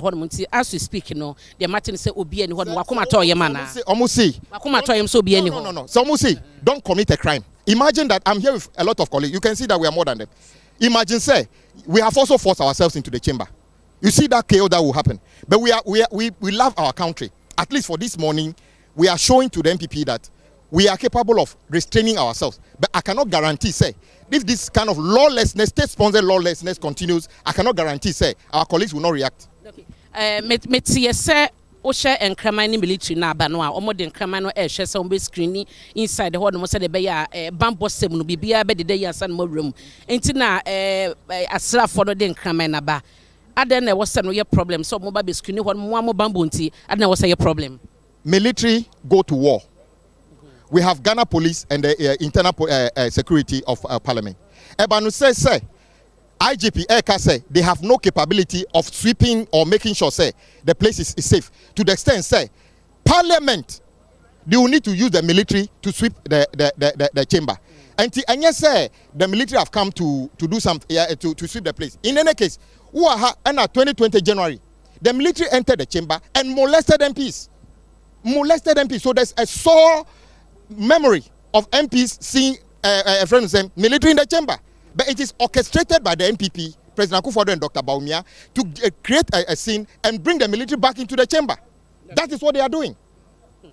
Mate, mamena say, Ora Gavins Kwame Agboja and Yeneno Ekasa, no to the Ecosodo, no so mobile Frank Adom pre edin, Meneno Ebedim Comanche na fe, Yasha said the Ebekora Isaac Mensa, Ewa Meneno any commonable, Mate. Majodo. Mamusa Maba as a cocos, Mudim Comonia dear. Obaye so far the Ecosono. And a chief Bacatron. Mamma be him, speaker, or the Nisha Bass, press release about 8 o'clock. No, Yabama Quine, Miyabaha. Then in a no 9, in another pray, and the deputy minister for transport, or Mababa shed them who are Yasha Locom. So any I had the Niajuaha, but the disappointment and the chief people can. And it's I didn't think you were maim, Nambrawaha. Naya and Shaya on Bobusu. Ompasa, Omo, and Nimraswana. Yam Pesa because NDC for the problem, Omo Mastati. Omo Mastati, yes, you are Yagiti, you are also Chomcra, the person Mafuina who say IGP and the MP from paying for a match on Sunday, you may not boom. Sunday, you may not possess Cosso. Nakoswa and Yada Papa. Mamma so Ramensa. Now, Oragboja, with the last one, Wadaroma. Me person who said what quiet shipy dear, and then my bent on second beer, some other cotton baby Adam Cassia Betina. The NDC caucus in parliament, Yenaye majority. That is all I will say for now. But so we are saying a Supreme Court has 7 speaker and Krata. I'm not aware. And this is not the first time a Supreme Court Emma judgment as a person doesn't make sense to me. The day that you gave a judgment that Ghana birth certificate is not proof of, you cannot prove citizenship or nationality or Ghana birth, that day I had problem with them. So me want to say it is one of those, in my view, bizarre and warped judgment. But who view almost so them run kasa. So who view no name run. They can also make mistake. The unfortunate thing is that they don't have the courage to correct themselves. If I make mistake, I can correct myself. The Chief Justice says she's a preacher at church. On Nimse, it is not right. And we should also keep quiet, say, because it's Chief Justice. Why the cultural say, when they say the Supreme Court is the apex court, the framers of the Constitution did not expect those who exercise that power to exercise it capriciously. They expected you to do it in line with common sense. Is it common sense to say, Ufa Ghana birth certificate, don't mean say Nipa ni Ghanaian or Togolese. Okay. And the American said the Supreme Court and they several their bar if you hang in and the more court Adom Cassia for Munyan somebody chaos beba. Say Yamba Juma Nra. Me na obi answer me. But at least what is a bedroom? As far as I'm concerned, the question is say, do we have 4 of our colleagues who have filed and are no longer members of parliament according to the constitution? Ask. Is it the case that the 4 have filed as members of a political party or independent, and therefore by Article 97(1) G and H, they are no longer members of parliament? Yes. If that's the case, then what is the meaning of what the Chief Justice is saying? That they say MP say some shemra mo na mo interpret him na mayana. Mo na mo interpret him na mayana. Justice say according to her no, say on my say a coin say majority will break down government will impede government business. One culture says buying the Emra Fumbi ba parliament say Mubabe Ghana 4, we don't have the right to stop them. We have the right to stop them. And why is the Chief Justice behaving like a party person to say he's protecting NPP? Okay. Instead of going so na mo better na ona bo nim say chaos mo betumi the chaos aba mo take it step. No, NPP at the chaos NPP at the chaos about parliament. We have we seen her do anything? NPP at the chaos about parliament anopa way. Yeah, we are not part of it. Me da say mame any era Frank and not dompre any komo. It's as wo share ensema NDC amanyoko no woman na musifa na semra hye bedwa fa ha no mo kanoa na wo mo kire se hye no ne nkrata ba bonte enra me kenkan bi de no wotwe ena na wo mo bebie chamber no ama obi awram e bi di kan eja bi ora Frank anodompre okay mate mame mo ache me my tree is not good anti bibia boko ye the radia say na eba ne sen na MPP side nipa mienu edi kan wremu e wo bra na omumie ye mo amohyehyɛ mo de ba bonche say 8 o'clock na mo nyina mo be wrem den na Yura Frank anodompre ene deputy transport minister wrem. Oh, say no dey enye boni. They are elected members of parliament. They have seats. Omo akunya wa ho. And so omo bantam because omo other business to do. And so omo ba don no entum. So they went inside. Normal, just to make sure, because Chief Whip no person making sure say majority side, yeah, that's who the right of the speaker, and a minority side. But all call you know who say BBI Kama MPP, we are still majority and we are seated to the right. No name tag has been changed. Another thing. That's the majority leader and the person on chair say until honor security in the barber catcher and say, oh, they want to do the security screening. Ne BBI and it's our honor man or free buy. And because some agbojano mo kaino no mo ni hampo. Choice of words. I can say kwase asma person because if you are not there, then you didn't witness anything. Now baba jina na oka asam say your kwase because what did you see? Were you there? Did you see them seated in the chamber? And to buy now who say bicycle for no more kasa asam na osusu ufa and also say free the media man who the matibia no e was say me boa mane say oka say yan kwase asam na say wan remu a enhyehya mo de ba yan krate akenkan say 8 am and mu nyina mu remu into no so by no so your chief whip into no so awuramu bia nke de na ebesi wo ho no so that time or banu na majority chief whip no inside no gina ha Satama Agboja minority whip bar ano na majority whip no original ha majority whip oba no the door was not locked. You can interview with my bisa security for no or call inside so I'm making sure say majority side no we are still seated at the right. So chema 8 ni boy said the mama krata mo de ba ye cancer na owram akọ check say baby amote ne ho na mote ade na kebeba. Now then what is wrong with oko oba and Dina BA if you know typical of Frank Anodompre time bia ebe boss 6:30 no chamber you can go and check parliament your video stand bia san oba parliament and so oba and dino and entum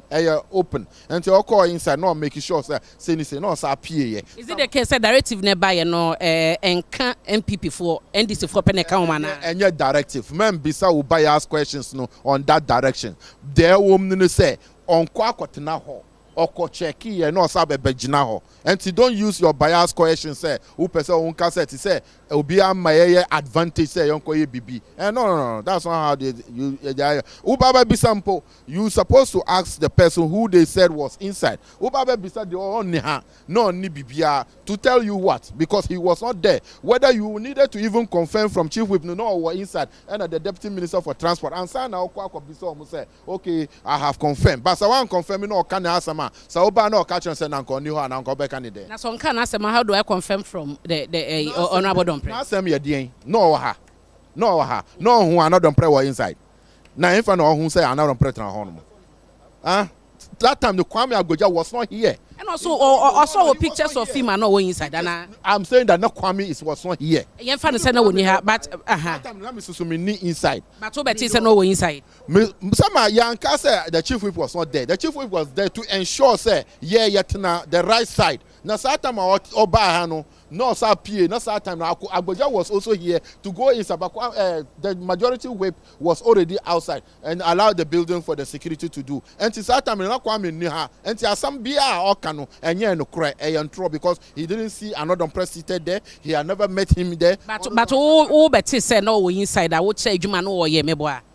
Say no, na me catch out. I'm not repeating it. So what Jetum said no ho e kwhye say baby amote e fa na mo wo no bibia obi adi name tag ne ade wo ho no mo a na just say he was there. But man can say he was not there. But I'm saying that Kwame Agboja who you interview no ni ha. And on what basis now because one who was inside, one Shiano, or no Ankasa, then you are there saying that the security have allowed him to enter Nibibia. Where you here? Oba and not dine on entum, and so here. And typical of Frank and Adom the majority witness say, Tem Bia or Ba Parliament in Tem by 6-7 o'clock. Yeah, what the original chamber, no who say not na hono, no ABB. And the Omo canon there is part of their game, say Omum.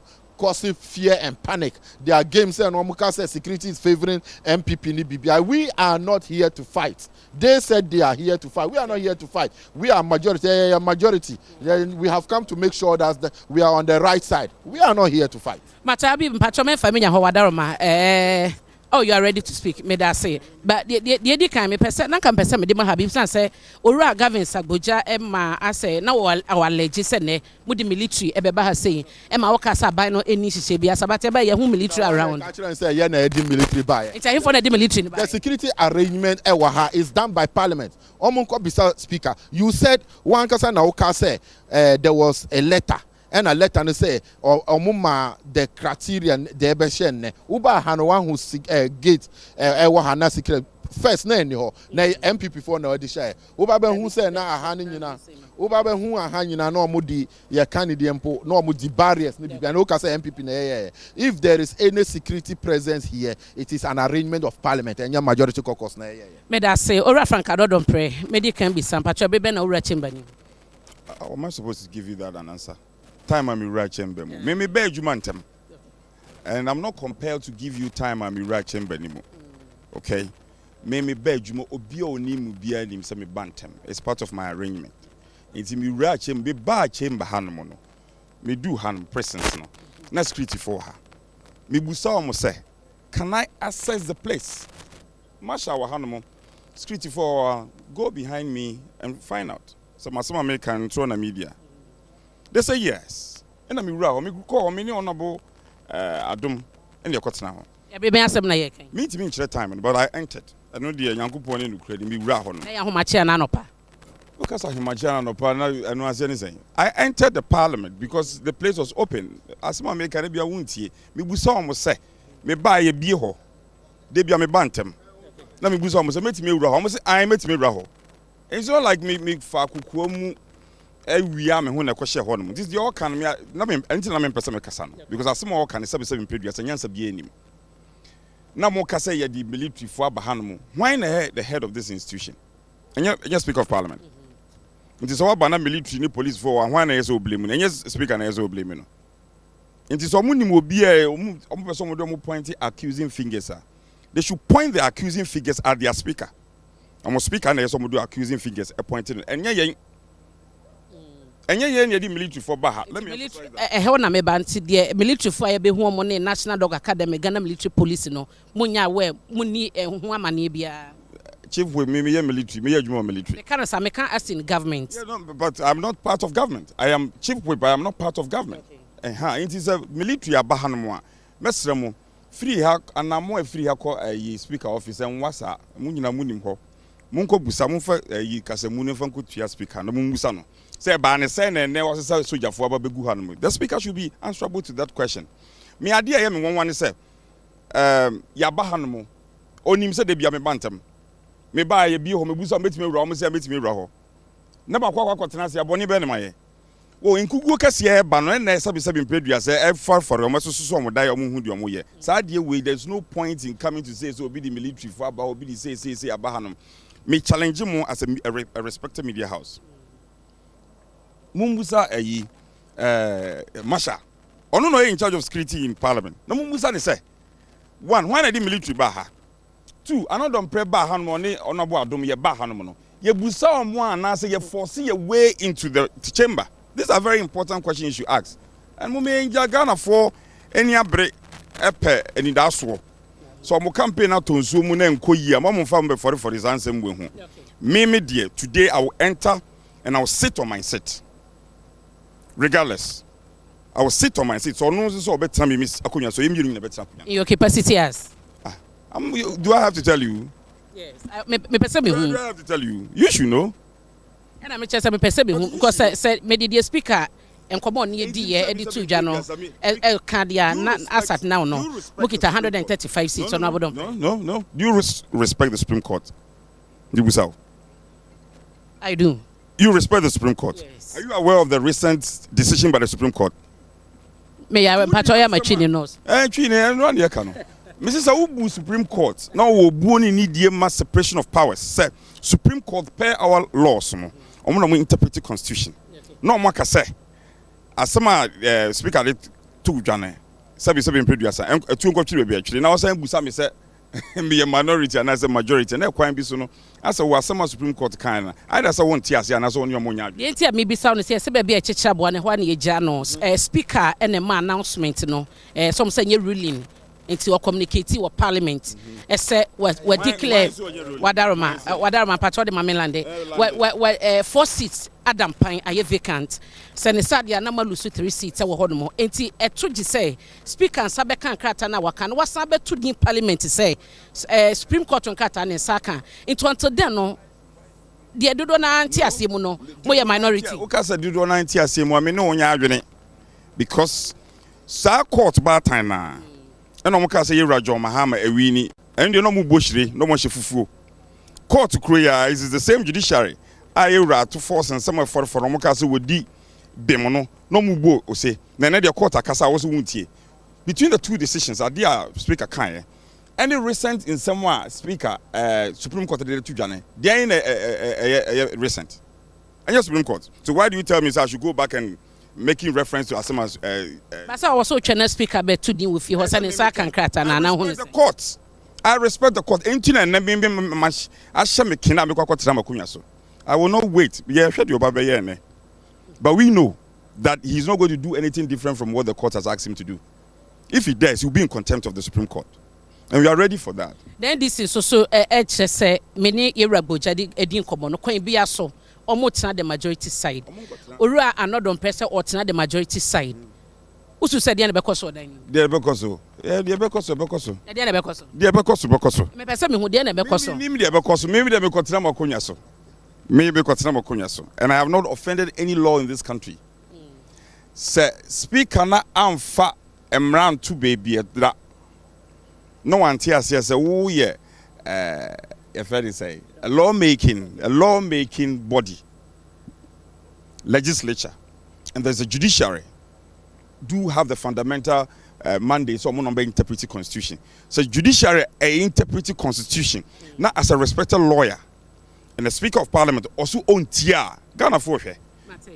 Adom in 2020 Ora John Bodo na then or the party's secretary natural krata at the bread then Speaker Okui a man take decision on for mena constituency Yewra Esiama ebra or yes say obeko independent no adan asabre no man fight for interpretation na ene and am fight for interpretation. Well you know about 7 producer you know about the be mebwa ebreni don woni nda e kire de onipa beye ye de agidi ye say ene is the time.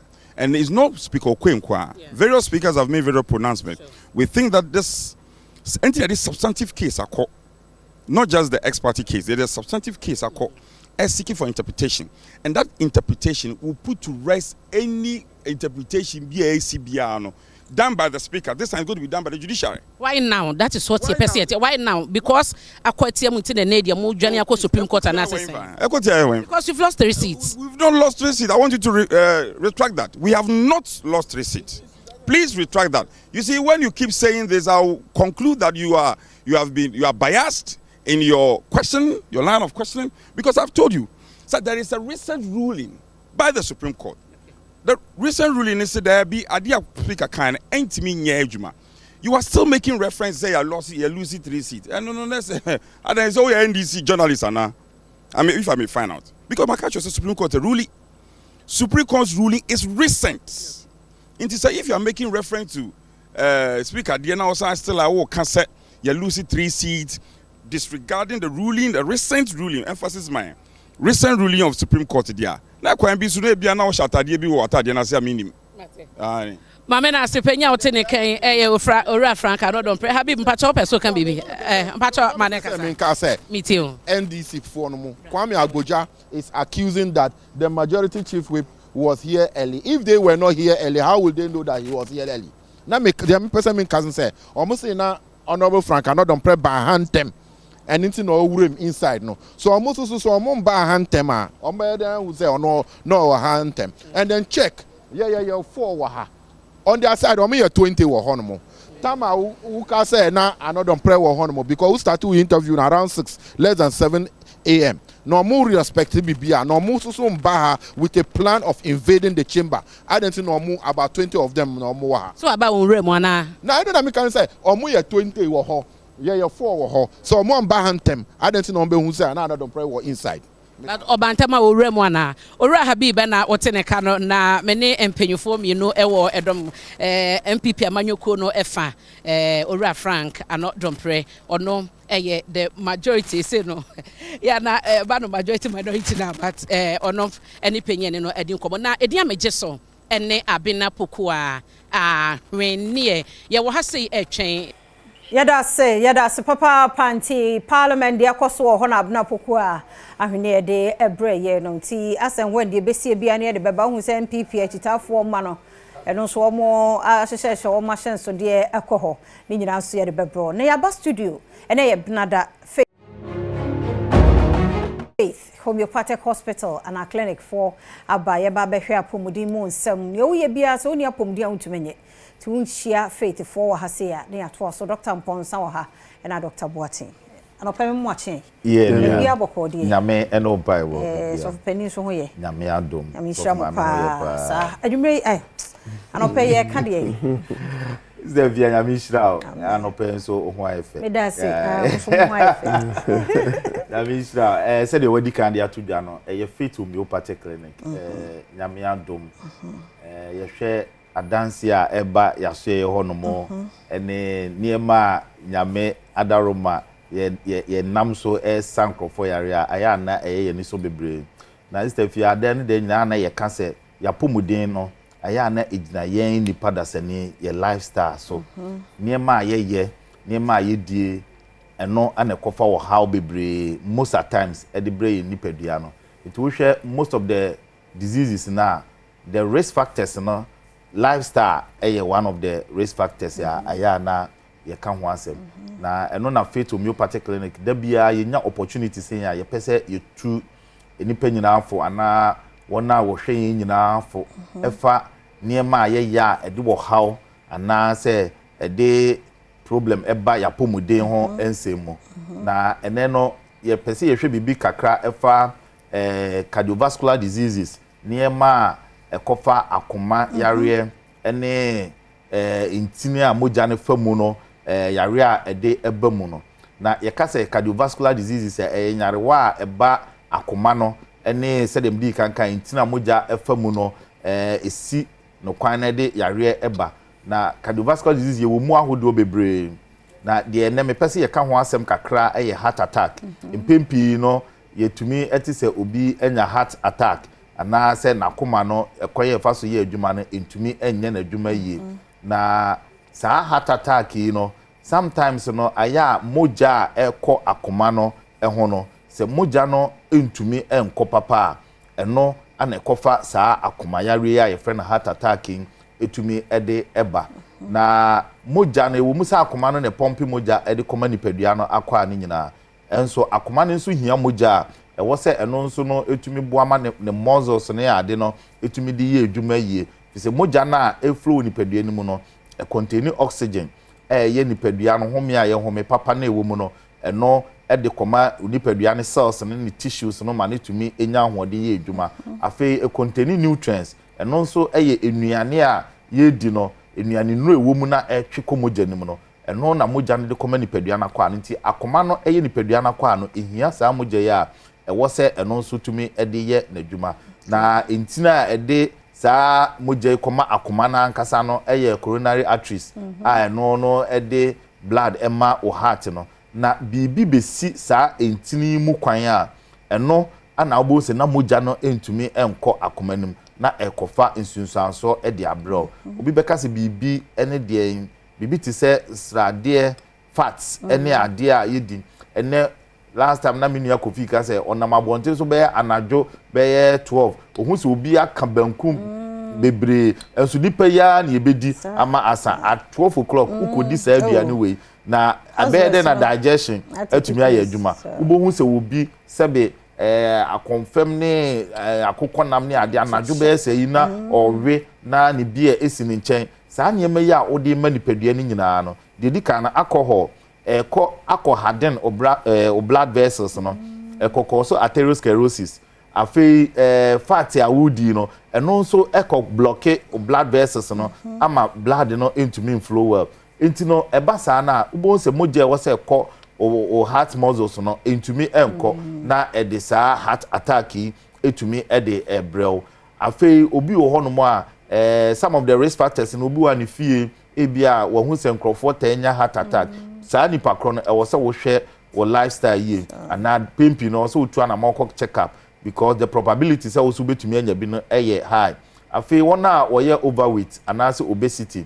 omo a won so bebrebe no also no wo ye obi a wo ye at risk of getting this heart attack ana se saa akomayare ya ye ka ho asem afi omo smoky ene omo nom alcohol bebrebe se de mekan no smoke no ene alcohol no eno no so atherosclerosis I had blood vessels no etumi de saa heart attack etumi ede ebrel na saa heart attack obi beka sensusanso ben ana da na di ema yehu se unya bi obi wo ho no ma onya difficulty in breathing obi wo abon se ne home no ensiso ye emre bia na ofili difficulty so obe home afenso no ubonso onya palpitation na koma no ewomu a na ebon tentem ni nyina no ye one of the symptoms afi ye bibi angina pectoris bia tightening of the chest obi wa ne bono ubonse emu na yedududu obi wa wo se asemaso ne ma asimi mu no ni nyina ye one of the symptoms ya eno nso eda na di se ubetumi enya heart attack ebi afi obi wo hono mo a ubonse fatigue onante kakra bi na wabre ebasa na eno chese amount of blood ekọ heart muscles no entumi enko na enyina no ana fit homeopathic clinic se ode ba ye nhwehwemu na ya hwese die na ekọ so problem no na ya boa ama wonupa ebeboa adilate blood vessels no na ama more blood flow through afi ye detoxify na ya twen this toxic a fat ya akode dantinu mu nyina na aboa na ama circulation atumi aye adwuma na enye heart attack nkoa ana poor circulation de ba ye was so many conditions a moja ni ntumi ndi afurusane a etumi ede ba stroke ni ade nyina eye ade a etumi ba enti faith homeopathic clinic yase tu anamo na bra yaso ye honomo na oba saa ohawi ene kwan ya efaso ba nyina no ye nhwehwemu pa ehu na ya boa na ya mawunu pa ebeboa na atumi atu saa yare we nyina ase afiri ho odi ene se obetu anamo na waba yaso ye honomo Dr. Mponsa wadaru ma yento aso mfiri baby a medasi sade o kanu ni nyina nso betu anamo no abe unya bedu ho a yo kwan do pie fa society ye di mfidie na ye adwuma yo ne de check ni pedua no ye de oba wanya infection na obetena so na asiesi ho aye ho kama yo be man so infection na nso ba usa infection wa egumu ahodo to buy be the type of infection abane ma ho adu ye de ho treatment amount your massage no ho a ba say ye che no na abetima na say massaging bed na obeda so o say arthritis igu ahodo ebia wo ne ba yi ni pedua no ye hwe arthritis a ene nipa dodo na nsuo to a omuntimi pie sa wo ba na ye den okoba bi ni aso air conditioner ontumi ntena ho adentie because na poso no ontumi ye no hwe ye hwe arthritis a conditions a wo no ye over 100 ye arthritis a eba itimi sell skin itimi ma wo ti obu ano no ti yawo wo say ulcer so eba the ulcer and the ano ordinary no so timi ma obu say wo ti yawo ho tinimi no no anhwe ni ya ubanum ulcer do but bia na ya arthritis na ba e na ama obu no wo ti ya wo hwe arthritis na obi o e friend gout gout no so eba e won ye e ma wo ye ibi wo eba wa no ekuro timi be ye wa no be si obi no de gen valita ye na no but de ekuro na ba onim de ntia ba koncheke na odi no oyeyem ye obi ho ane de no ye osteoporosis wo hwe se de ni no mpe no emu aye mre ye osteoarthritis ye rheumatoid arthritis ye omo wo pi but obi lim the type of arthritis aba but onu madu mestres wo ba ye ho a ibenya daja mo ni pedwe wo de ne ba ne kotodwe ho no obi ho ane nasi tatai omia na atom ni nyine nya daje ma ho ni ahwe de ntia ama ho nasi apegya na wamia yenhwe bibi te se be ma odwonso a obre e de nti na ebesi kwan se kane odwonso a ebaboko ene de ugina wa be 1 minute eko 2 minutes na dwonso ne mai ebe ba ne kakra na ebe ba ne so tinka se biakam ube ya de aka no e mada obi sa won se dia de na asi onye gina no dwonso na kakra ne ba onusu awie no wa pro ne be mam no wa to ne zip no okoto ye adwuma okogina no okojunso asa enti basa onu munsuo dodo but nsuo na anom ne dɔɔso so onwonso kɛse eba se ha obeba dwonso no pampan wo ye obema bi odwonso a ɔno ankasa kro ntimi nyina ho edi wo bɛkɔ adwonso wie no ɔhyɛ hɔ no na wo bu nsuo bibrebe edi aguso ase wo te pampan ho timi sraw hyɛ ne so sɛ ɛno ɛyade odwonso na ni no sɛ ne kala no kɔ ɛsɛ koka ehu pa ndi hyɛ ne so obeba me ɛkyɛkia ma ho wani obi ani wo de aduru aguso saa ɛnkɔ ani no ɛba conditions a wo ho dɔɔso yo ne apunsuo yo ne wani na nkasa wotum se wani so tatane po yo obi ho nso kura no a ade be won hu niye obi ani wo se ade kitane se kura no hu ade the colors ni nyina atu amum ena ye wo ne anwumre onhuna de data mo huna de ba na anwumre onhuna de sa conditions we nyina obi ade duru oguso yada se no asonti ye hwema wodi mi se ma no so menses e ma no ya na ehu etimi de fiber de ba titan ne so na ye be kɔ no emema no mema yo sam nye no omumra na ye wadru ho men no mafodisia de number ni tutwa number ni 0244 58 38 59 0244 58 38 59 and 0540 7109 40 0540 710940 and obi a ne de ne condition won che da hunu na koma bon tentem na won hunu study on anxiety titi 90 titi no on fa 0547 87 94 14 right 0547 57 8494 Mr. Ode oba nkan ya de afidie ne de behu ya de oba e de tibia pa e faith homeopathic clinic na ye te won kana Dr. Akofia Mponsa na Dr. Boatin enti yare no amodi nkra de frɛ ho na ombetumi aboa ma memfansi na afe ye beko parliament nso ma hine kwabna sante nso ayekrado ahosepen so ho mambo atema beba na afe ode no so ato aso nti koso a emu wafidie no na Adom TV fi se wazoye bididi afia amankwa tamaklo.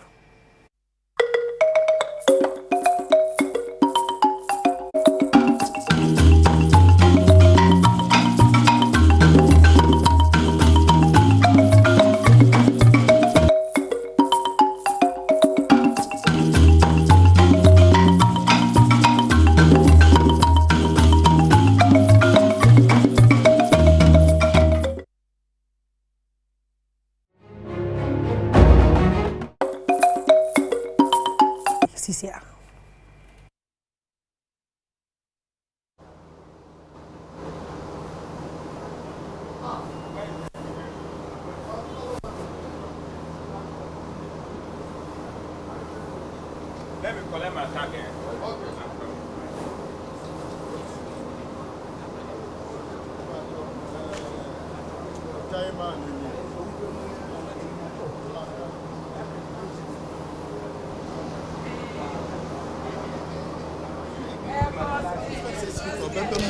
Yes, so the chamber has now been opened. MPs are now lining up to be screened. The first person to have entered was the Majority Chief Whip Frank Anodompre. The NPC MPs are also lining up to enter. They are in their numbers and they are clearly aiming to go in there and go and sit at the majority side. We have not been allowed access, so a number of MPs have already entered, so we have no idea which MP took which seats or where, because journalists, the entrance to our gallery is still locked and the leaders are making their way. You still see in the NDC leader, Dr. Cassie Latoforsen, all of them having to surrender their phones at some point so that they can go in through the screening and then they can pick their phones back and then head in there. Dr. Cassie Latoforsen walking in. A number of them, you see Imano Kufukesibedra he's the next to have entered. Beat Zidin is entering now. He is also going into the chamber. Samuel Atamils is next in line. A number of all these other persons in the queue are NDC MPs. Only 4 NPP MPs were here and they've already entered as we speak. And so it will be interesting to see who has taken which seats. And because Frank Adom was the first to go in there, you would expect that he will go straight to his seat as the chief whip on the majority side. And he's already gone in there. But more NDC MPs following. Expectation is that they will perhaps take the other seats in the majority side and then perhaps leave the Frank Adom sitting amongst them. Whatever happens, when we go in there, we'll be able to see for ourselves what exactly is going in there. So the last of the members of parliament who are currently around are entering. You see the Honorable Sukparu, who is just entering.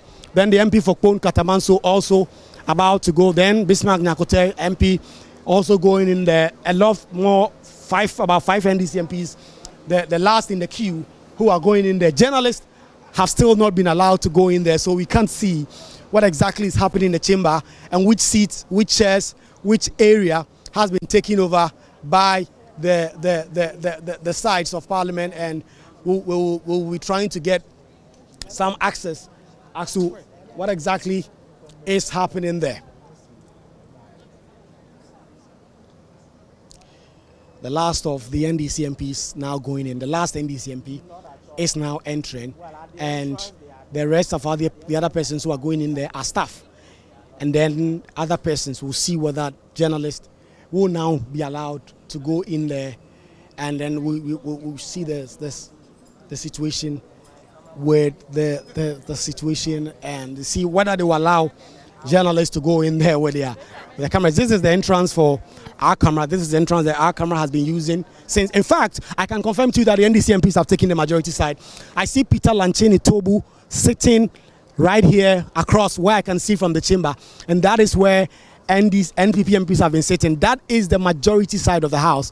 They've now taken those seats in the house. They've now taken those seats in the house. The NDC MPs have taken the majority side of the house. I can confirm that. I can confirm that the NDC have taken the majority side. You can see you can see Peter Lanchini Tobu, who is in there, and that is the situation. The NPP have taken the majority side. The NPP have taken the majority side. Well, yes, the NDC have taken the majority side. We have gotten first view of the chamber. These are the NDC MPs sitting here. The minority leader, Dr. Cassie Latoforsen, has taken the seat as the majority leader. He has taken the black seat. Frank Adom is still seated around together with the other persons. Habib Idrisu has taken the seat of the majority leader, obviously protecting it and trying to ensure that no person takes that black seat. But the NDC MPs have also moved their black seat over to the other side, with Dr. Cassie Latoforsen now seated on the majority side. What you see in your shot, that is the right-hand side of the speaker. That is the space that is reserved for the majority side, and the NDC MPs have taken that. Still, the NPP MPs who are around have also taken that seat. You can see Frank Adom there, also around the majority side. Habib Idrisu, also around that side. The MP for Sefi Akontomra, who is the deputy majority whip, Alex Jonobo Atete, has also taken his seat. And so the NDC MPs, in their numbers who've already come in, have taken the majority side, just like they said they were going to do. We are not allowed to get close into that side to conduct interviews, because that is considered a chamber of the house, and so we are staying a little back and observing proceedings. But all the NDC MPs who are now coming in are now taking their seats on the majority side. In fact, I've actually seen a number of them who've actually come out to come and remove name tags and taking it to the other side.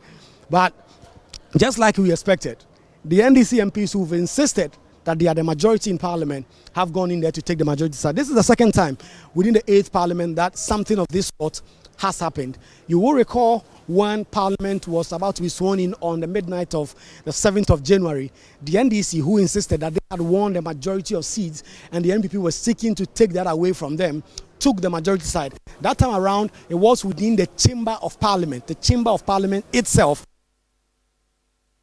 that has been done. And you're not allowed. So a number of these NPP MPs already coming in. We'll see what happens. If the camera can pan the shot to Dr. Kasi Latofosin and his colleague leaders, you will see them seated at the majority side of the house. Only that they have an accompanying person who is an NPP MP in the person of Alex Jonubu Atete. So really, we are set for really spicy scenes today from Parliament. If this is to go ahead, we would expect the Speaker of Parliament clearly will be the one in the eye of the storm to be able to try and resolve this. Because if he comes in and declares that, listen, because I have been served by this action that was taken by the Supreme Court staying the ruling declaring 4 seats vacant, that will mean naturally that the NDC MPs would have to obey him and come here. You heard from Mahama Yariga when he spoke in the course of the week and said that the expectation is that you heard from them who expected that their course of expectation will be that if the Speaker of Parliament communicates with them, they will listen. But any other matter for that, for any other person speaking to them, they won't listen. They do not take orders from the Supreme Court on social media. So explosive scenes expected to be seen here if both sides do not really take their time and act accordingly, because the NPP MPs have been outnumbered in the House today, and there are just about 4 of them who have already come in. They've also taken their seats around them at the majority side, but more than 30 NDC MPs who have already come in here have taken the majority side, and they are the ones dominating those pews in Parliament. Dr. Keselato Forson himself, the minority leader, he's moved his black chair, and the black chairs are the only black chairs within the chamber that are taken by either leaders on both sides, the minority or the majority leader. They sit on the black chairs. So what I suspect might have happened, and around that time I wasn't in, is that when the NPP side entered, Frank Anodam and Bibi Idrisu took Alexander Afenyo-Markin's chair, they sat on it to ensure that no one takes that chair. You say no, when you action in your or parliament in there, Obia Rishokwan, there's or Supreme Court okay, no Speaker Baba Kanho in the Intino, no Salay 2 years than visuals no more. Internet question on them. Then I've been joined by Bethel Revival Choir. There was the one thank you experience, no or about those and what to listen experience. Akwaba. Yeah. But you wasn't there. Jifa. Jifa. How do you want to say? Makafu. And Abla. Hey, tight pa. Na baba for what say. Na maybe I say. One akpe experience no wasam can share. Okay, and see, yen akpe experience no. This is the second edition. Second one. Okay. And essentially a live album recording. And so far, you released 3 albums. To wake and your 4th album, I ever record you release. Nice. Aye. And once one album's new, now so you fire. That's right. It's watch them action pa. That's right, action pa. This time around, and you're not your day, but so your mom with different feel. Your mom was surprises. Your mom more expect to say a bit to me, I know. You best shock him on that day. No, you mobile don't want you Nazi. Worry. Into one no what on Saffron or special people when you invite another be able to waba. Okay. Obia beti me aba program maybe, but a ticketed program. NTA Tiaka and VIP a 150 and a regular a 50 Ghana. No, yeah, there VIP 150 regular. 50. One apart from one more, make sure the performance is been at see Pastor Edwin Dawson. Okay. And I was someone Pastor Edwin Dawson. You know you want you be. And I were your very own solo acts from your Kwani, Osborne Agbodovi. You were Dave the Music Box. You were Ike Nano. Like Dave of you one ma. Debbie. Okay. But I saw yeah. Brother matter say. Yes, and see you were a lot of actors. Omoba Luigi McLean so ebe fame. You won kofo baby omoba mbabe asoja aboye adem wako. Okay. You know on the 3rd of November, you nyina ye fa ye nenwan share Global Evangelical Church Trinity Chapel. Honom na oye better revival kwa for warrior one experience concerts. Wafano Akpe 2024. Quickly. Abazinti na damu dan mamunko baby a odam baho. Okay, theme for this year's Akpe experience is the revival. And see, as time goes on, no, it just say you're reviving your life. You're reviving your baby or your brabum. This year so election year. You say you're reviving your country, Ghana. Nema your cousin no dozen. Inti say nyame ambemwa. Ye nim dear your baby. Inti ye need revival no this time around Pansenda. Okay. Let's revival in Kenya. Be Kenya you know okay no Nyakopon ya doma on the 3rd of November you join one na ye nyina ye be Kenya ye nsunsun na ye tum na ya kwa batun no ma bibiara akodo better rival call nyame hwa hon papa nti ticket no ye pe bia ye benya bi wo chapel ho ara pacho an benya bi wo chapel ho benya bi wo City TV City FM Obenye bi wo Heaven Community Studios so obetimi enye bi wo ye website www.betterrevivalchoir.com and your short codes ne numbers bibia wo your website so into ko your social media platforms na so link ne wo honom tap link na to take you straight there you can buy online wo honom na obetimi aba ya so ato hard copy as well. Okay. Nti no tedam work na no Global Evangelical Church Trinity Chapel Kotobabi Accra. Ebenya tickets. Enye spring Thursday no. Platform Kotobabi down. Okay. Damara also na channel 1 TV Tesano musu ebenya bi wo honom City FM Adabraka and na www.betterrevivalchoir.com. Also a ticket ebenya bi wo honom na kind of short code nti na mo short code no mo say ehwe ma for phone na dial na nyakwana to tickets because etonenta ma ehwe benya be fine atena nti no mo mazana to tickets ntam regular 50 be mame no boys no cry na say two no kakra so na VIP so 150 on the phone nti no bo star 713 star 33 star 114 hash mama san min si do star 713 star 33 star 114 hash na je wo ticket me da hona say but before we want to 10 seconds be na ye hu na one wo be say o ye counterfeit fu na wa be gina na wa baby yes I mean I know yes we did wo kakra yes we did na yanko ha yes we do jada joya odo madaka matanwachio yes we do jada joya odo madaka matanwachio yes we do jada joya odo madaka matanwachio yes we do jada joya odo madaka matanwachio tonya wo miva mijo mia yesu bo na mia wodo na yesu jikadaka macho miafo mawufa jwa da wonya ela ndusi plamia na lanu amadaka mohonesio eyodo no kan agbaji gbasese wo gudugudu yata mi kafu mawude tae yesu wedo jade joya odo amadaka matamwachi yo after experience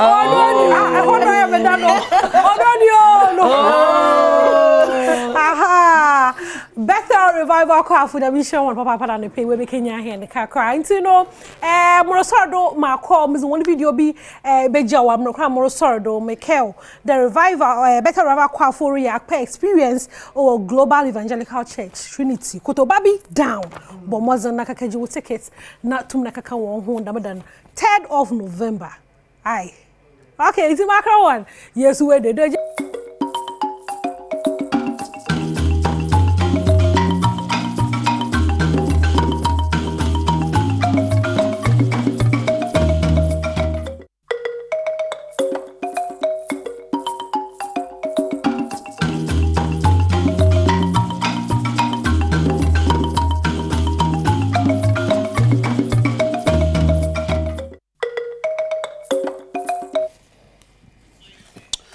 Well, na the na kwesi ebeda enua ba ma me boatima ebeda na se ono so the entertainment era politics mu.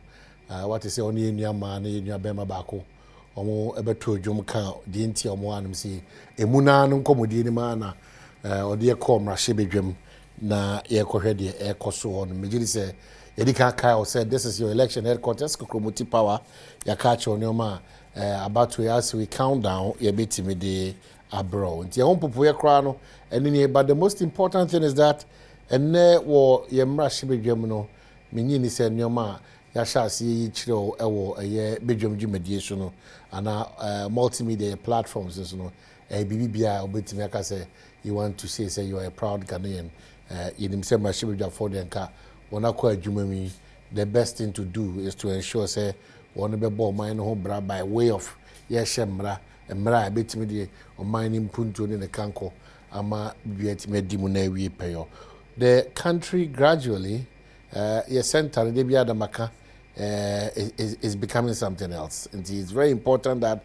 we a true patriotic Ghanaian at this point in time now as I say omoni da ho as I say obompai na yes baby ye jina na no amekae baby ye jina no ye jina kwantanan and there's no pleasing at all inti say oni abrese opese Ghana ye koso nya asumdwe ye koso na ye ni sibia wumi ye improve na bompaye say ye nkofa yo ne bia ana hoye bia intimi emma intimi ho ase de bia damaka the best solution to maintain me ho ase is where we sit by the table and then we try to Giorgio and I see din komo. Uni bia na at this point, Ujidi say the tool that will be effective for a country's development and forward march, attend a trocha and tokwa hoye basabasai. And then your man say fatano. And then now uni them say you are missing in action in terms of the times we find ourselves. The end jealously, we should really guard and protect. Ya asumdwe na ye mu bi ya atuna saram ye fa say asumdwe ni ye normal. We should be very careful about that. Ye mu bi a ye nam ni enya akwanya bi asi ye din komo kasafidie so o Ghana and ye be se Kenya and the youth must arise sa kasana enye kasa papa kasa wonte no so obi an bezo benya an experience that will just cut off wasumdwe. You don't pride yourself if you are wearing t-shirts or unya platforms so baby ujina bia na say Ghana say Kenya and the DBC Benyasi and all those conversations no they are quite unnecessary. I feel that it is time for all of us to think Ghana, not individuals, to think Ghana, not political parties. Indeed, yes sir, all hands should be on deck at this point. Indeed, what we intend to do is say brano de ebe koso obiano ebe twa sanfo yin no e de akyew na watimi ate wo ase de e koso eye o my Ghana ehu hia entwe hu film because otwe hu film pe na eze wankasa de e koso o my no on be se obehu na atimi inform wa wabato won se matimi agina yi na akoso kama enti ye mindful of enkomo aye di o my Ghana mtitru de fa ye bra ho aye bo se unya santi ase na ebebo yi pa ama bibia timi akokama ede ama ho eti hyene so se no nkono pa minute aduonu enum a ebe page emu na afi wakoso ahwe bedwam on Adom TV multi TV so se onyoma papa ana yewo ede emamo lawyer Lawrence Botwe nanu de ya meka nanu de ya na se eni eye bosome kra ni na otwemi no ana ye to nsa friends ne modern born ni munyam ne nim dia nyame dia dom no no the Ghana a lawyer foku a kire se we lawyer ni mapa no ye to nsa friends onko kan ba no nye choba na nye bie ba ana nye de minua obi busa am clubhouse with the Ghana's bar, very young and promising gentleman. Well, Lawrence Butchie, Akwaba. Yes, sir. You be a come on. Congratulations. Sir. Thank you, sir. Thank you.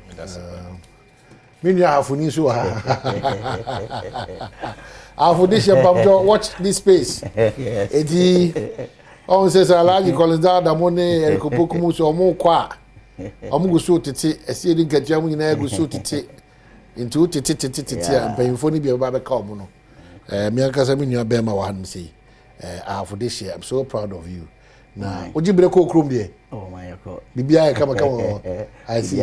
Good. Party is good. Is she not to you? Half no question. I have for dear. My mentia, Omunana. Na Kentinka. I have for president, no. And a near and near more dear go up from what half an intino. Oh, no, virtually, no. Or you'll be a. So drew a half one. And yes, it is South on Kwan. Afunyina MPP fool NDC fool just you who so NDC MP and as well MPP because we did one in major and untina your free were large columns that half a president a son say oh homa or mouth phone in said your ne or mouth phone didn't put one intino MPP fool to me couldn't feel free NDC fool could feel free CPP fool one fool who free no ye ukala bia ni ho enteno papa na ye ene yewa ewikopoku aha mama afu sabi ayakono entimi nya ko say sa seat me no ombajimu oh ye at least two account na wa hafu two account ye di two e di account memoji ene ebobie de na ba no de ye di two account on say ye strategy na de ayama ye atiase na say ensam no ka ye kana half ye nkan ko chiri. Me say at least I have a region NDC ye 2-seat account constituency ni modi but ye 2 seats at the account. Lawyer, we in charge of a team now so if Bono East and Bono itself, yeah. It's definitely low interest to I have and the AG 2 no there 2020 omo launch operation 6/6. Yes, two abani we no menya 2/6. Inti nkofo wenim de 2 number gini ja o me kasa we keke no boka. Yeah. O jidi abodi e. O akugudura abodi. So ka chance say dey na we tia me nia chance say obodwuma. Okay. Turn of south udrua. Sedi e. So bobaji ho no. Me se me chia. She Uji Benjamin Diana Mame kasam cho udru Tano South said ye nua chasa siedu ene omafo no edin kuta ho problems a wogo e wo constituency a obi wo position na ototo niam adema wo mo no ene Tano South for yen cross quick le ma chemesa ba ho na yen ko ye reporters no one more parliament here dey ko abna mame ma wa chibiem na it is say wo he fa na ogina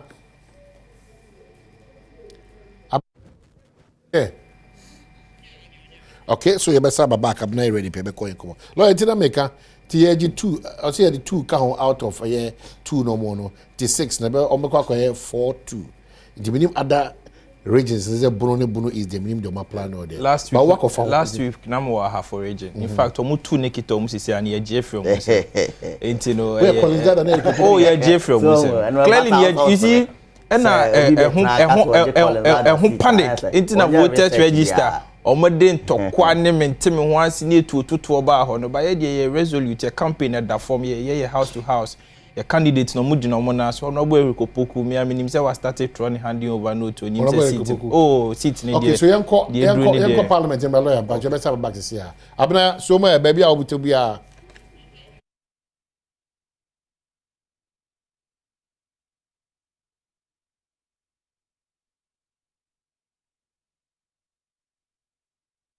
Said the kind ebo anopa no ene nkobodi mra se bedwa fie na yewo na o hyebre na no nwatwe abapa ho sema no aduasa ene akire na ebre no nwatwe na panyifo nkrato mo de ba enra no eche so mo bebie ama emra se bedwafo no ne nsemtwefo ye nyina na yenya kwanya awramu bi no kre no nwatwe boye eno mo bie ye wramu na utimi hu se wura dan ni mu a efa na kakane no edom kuma no etena na hodampan ena baby a edom kese no etena no ehwaye ma MPP emra chebedwafo ena NDC emra chebedwafo akwaje ho mu nyina afa anopa no se nya ntia se name tax na esi baby a baby obi etena no yensesa no enso so ko ho ma ensakraye ewo ho ye bedi nkomo ne yahye de omo kan na no mo de yedwuma se wo hwe mu NDC MPs no aba dodoɔ mu MPP efa no mame ne yewura kwabna minta kando dwaboso emra se bedwani me no emonkomo ora kando Martin yeah hofe wo kwa wotenan baby yes metana ehina wasa wotenan me a majority member my majority caucus sanity mrana ne de adwuma no inti sita wotenan so no hwan tag hwan di ne bo member bo obidi nkyerɛ wo senya wo kwa na nya odi ne bo ha na MP na mako parliament ne yese me majority na mako tenase intimate parliament minim south parliament ha ya na me nsoma bayi baby a wotena ye no na ya twerɛ kwabna minta kando bo ha na ohu bibi a beka dia wa kasa beto akɔhwɛ na beka na me mu de as far as I'm concerned me were majority side ba nya odi ne was me din me tete bia ye kra ye trase kra din bia kra mo last year by I mean what is important is the proceedings on the floor of the house they din there hu here nti mo fa no 135 ni nyina ba ye nyina ne aba for now but ye nyina ye beba I think 136 nti be dodo sene o na be din men kan but ye what is here and ye ne do so de ekoso wo hoyi yenim se MPP fam so no nyomu nyina na aba so mo bedru no mo se ba bia wote de wote ne city so eba so betena so abeso am na tansa na so be den menyi ni so bia be sa menyi ni so bia be sa mra ne de ye adwo wenye ntokwa ha ya ma ha se ye be kontokwa ye mfa tue mfa jai mra the proceedings of the house sabi me third term in parliament speaker ema order na say order na kra ye mfa anya adwuma bi ma speaker na kasa na ba be ka che into as at our last sitting which was I think Friday or so speaker Ruli say ye majority. So even if there's going to be anything different right now, that must exist. And sign there's no change of policy. Sir, at a sad, I think I was say a Denmark arrangement in an SSR as at now. May per the proceedings of the house, proceedings the church say you are declaring as majority. Into May ban make be a majority. That's as simple as the anti-American arrangement and your whole formation was a session. No, but you know, a drum case from a permanent household. But maybe I'm more than so be a dimbo anyone. Maybe a tent, and a dinner medical catchers, and yet the beer do be a synonym. And no, I know the beer that is not the most important year. Until high permanent a tent as any. So let's deal with the substantive issue. I know the speaker has ruled. It is a speaker ban and no because the ruling no the ban and Saka Supreme Court on Kratano into Marco back to said the most share parliament in Asia. Munina Mama Monsaso. You drew her, they all say any Kanyajin. And no say and young treat you in charge. I know near the Becasa. You see, sometimes no, you know MPP for the judiciary, no, or more ye BBR. Even if you want to protect the MPP, amunye me won't take a crack. I just say, young Fanyan can near any need kakra so that it minimizes suspicion. So what I say, your more ye nimrika, and what the hot do. If he say, me by parliament, may Kai say, speaker my ruling per proceedings of the house, as Supreme Court, at Supreme Court, now was suspended the ruling of speaker. Obi the command speak obi the Supreme Court na one hujuma and also be anfankoye. Me say number 1 obi the kokorampo na per the rules of the country no Supreme Court nyina adwuma ne say or suspended the rules of or the rulings of Supreme Court of speaker abra proceedings ekoso nyina adwuma no. So what I say but the na make an what me esan ye ne say ano baba yakoso monkro for be enan afrimu yes ye nipa ba ko afrimu ebi asida ya declare as majority and kasa mo court mpa so what I say yem fa kwan no so ne court Friday Supreme Court on transit is that the case say Supreme Court for na and a frame majority for say momra any kan you asem na me fa matu anim ne yen suspend speaker ruling ala because e mo odwere 1 Friday na any class from court no sa Friday na e no mo file here Friday na no constitute panel Friday na no mo suspend the ruling of the speaker say ye mpo no mo to mo bo ase e na omudi asem no so what I say some pen time any say 24 hours kwa na person di asem no mo che ne nti a any class speaker ne ruling ne kwa ye adwuma na nkan no mpo nkan ye different but clearly no I say the Supreme Court is bent on protecting the MPP. Inti unhu nyansa bia sabe mpreduasa. E wa asem ni mu amu ye nyina so a e papa me no mienu ombeka na to asum se sa asem we Supreme Court akenti. Je o ka bi kire me. Enu nti no ehu hiasa yan suspended the ruling of Mr. Speaker. And there be a day pa na SCBC dentia. One of their really reasons and they say yes sir Nkrofo na omo MPs ya remove omo no omo nya representation in parliament. Supreme Court you Korea denying the people are asking of representation me koto abanfo. Until within that space of time no money representation and no swear. Okay sir. It's okay in the OT region or so. Yeah. And also up to now omo representation in parliament and no swear. Even in the 1992 constitution, Nankasa no, I created space say a bedroom so be free parliament. Mretie bi mu ayekoto about 3 months or so. Eni kwan say yeko actually ekokoye by election. What does that mean? As it say, some mretie no constituency bi Ghana ha, that constituency will not be represented. So the constitution itself no enim say bibi say betumi esi ene. What is Supreme Court saying? Supreme Court, they are not the law. Supreme Court is not above the law. We are 3 arms of government. So that we can coexist. So as I say, we have 3 arms of government. But to sit and then try to behave as if we are headmasters. And therefore, I'm detective to everybody. A dictator or interpreti emrano. So we interpret parliament, but you don't interpret na. No. Interpretation in there. Marano so did Mujuma say me interpret mra. The constitution, Yancho no Hausa could be betmaking. It's in black and white. Inti Mrano clear. So what I say, there's no ambiguity. Mrano do baby I say ambiguity wo anase ntia se bi ni ho ne emfa Supreme Court man chechim. Obi bisa say your friend was saying, o say your friend me kwabra me inter candle. O say me feel say nye wudi nti yanko Supreme Court. It doesn't make sense. And you see I mean, before you idea bia, there be an also Ghana fashion so. The moment obeti MPP ni say yanko court no nim de oye no court. After your marking, during that speaker's ruling, you had an opportunity to speak. Because there be Obeko Supreme Court.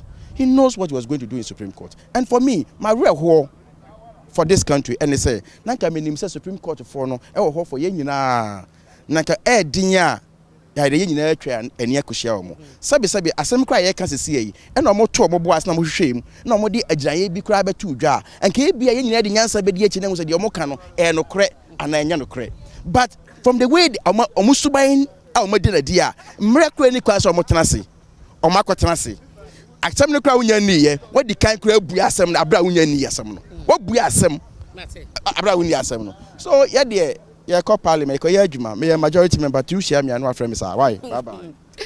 Ora kwa na minta kando na vedeno edi ko bono na mamene ya papa eni ko mo honorable Zidin ya no Laura. Right, so abna pokuya mamenda sese also timne ira kando edi ko ira kando so nti ase se de domestic no de abai no ko dwabo so no yemra shebiyane a ogine mu ma the NDC ene yo se on de ase ahye e wo mra shebiyam so ene wo hwehye da ho na won na abaye edom kese no ti okọ baabi adom kese nti no e ho no akotena nti on de ogini se bibia akoso a etocho lawyer mamesa bra back to you na let me say be share common say on these matters as a yama minti me ho ase kakreba maybe from your point of law view no what do you think is happening man opedie medawa sinadi di kan machia hwefo no bibi ohwe bia I'm very disappointed in member of parliament no kasa in fact one kasa krankeye enye say na member of parliament e kasa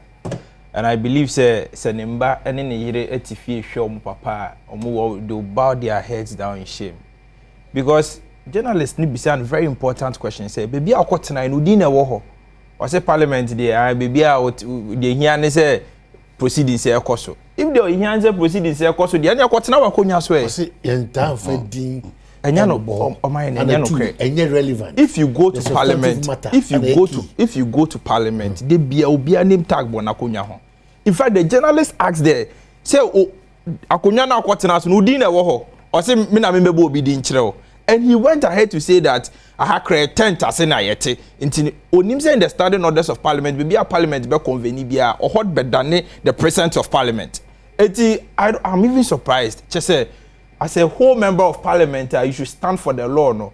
Well, man, the party, in the name kind, rather than the national interest. I am very, very disappointed in Oriamenta Kando, and I think, say, going forward, from here, I'm going to the Supreme Court. I'm writing a petition to the Supreme Court to hold him for contempt. Because how can you sit on national television and say that Supreme Court protected the MPP? How? How is the Supreme Court protected the MPP? Because today, Supreme Court decision now in 2016, Supreme Court declared that John Mahama is president. No, because the Supreme Court protected John Mahama in NDC. So sometimes some of these statements, we are trying to drag the reputation of the court into the gutters. And I'm writing a petition to the Supreme Court, say the member of parliament, they should hold him for contempt to serve as a deterrent to any other person. You almost say Supreme Court to near kids playground. You almost pay no maka for Supreme Court, and the Supreme Court. But we're raising issues. Or say, Edian Kwan, Tina Bilibia Dano, Anna, Omoya, dear man, yet clear, sir. Meaning that maybe from where he sits, Washa who said Pendudona Bribiada, Assemble Cocota, a political in nature MP before from MP before Mutri Dim. It's your Maya Mana clear, say, or I said the Omni MPP, Kambuma, Omni Diju. It is never true, sir, Assembly or political nature be a Cocota Supreme Court in Idima MPP. We are to force and call Nasem Nukupi High Court. So, Supreme Court and any of the highest decision, apex court of the land. A copy High Court, High Court and Gasa no so. What is the Supreme Court? I say any Supreme Court by the Philisa to forcing I born in Tiafa. No, the court doesn't. If you have a weak case, the court will expose you. In 2020, we're in this country.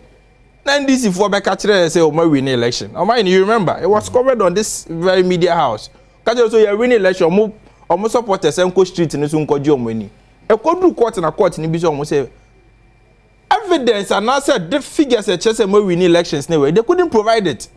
But a year and a court session or TV so nanka ye wo kukwema and come back the catch and say Supreme Court and Achacha and your mama MPP. And so it is never true, it has never happened, say Supreme Court no Achacha and your mama MPP. In fact, I say my court here, in my opinion, they're very clear.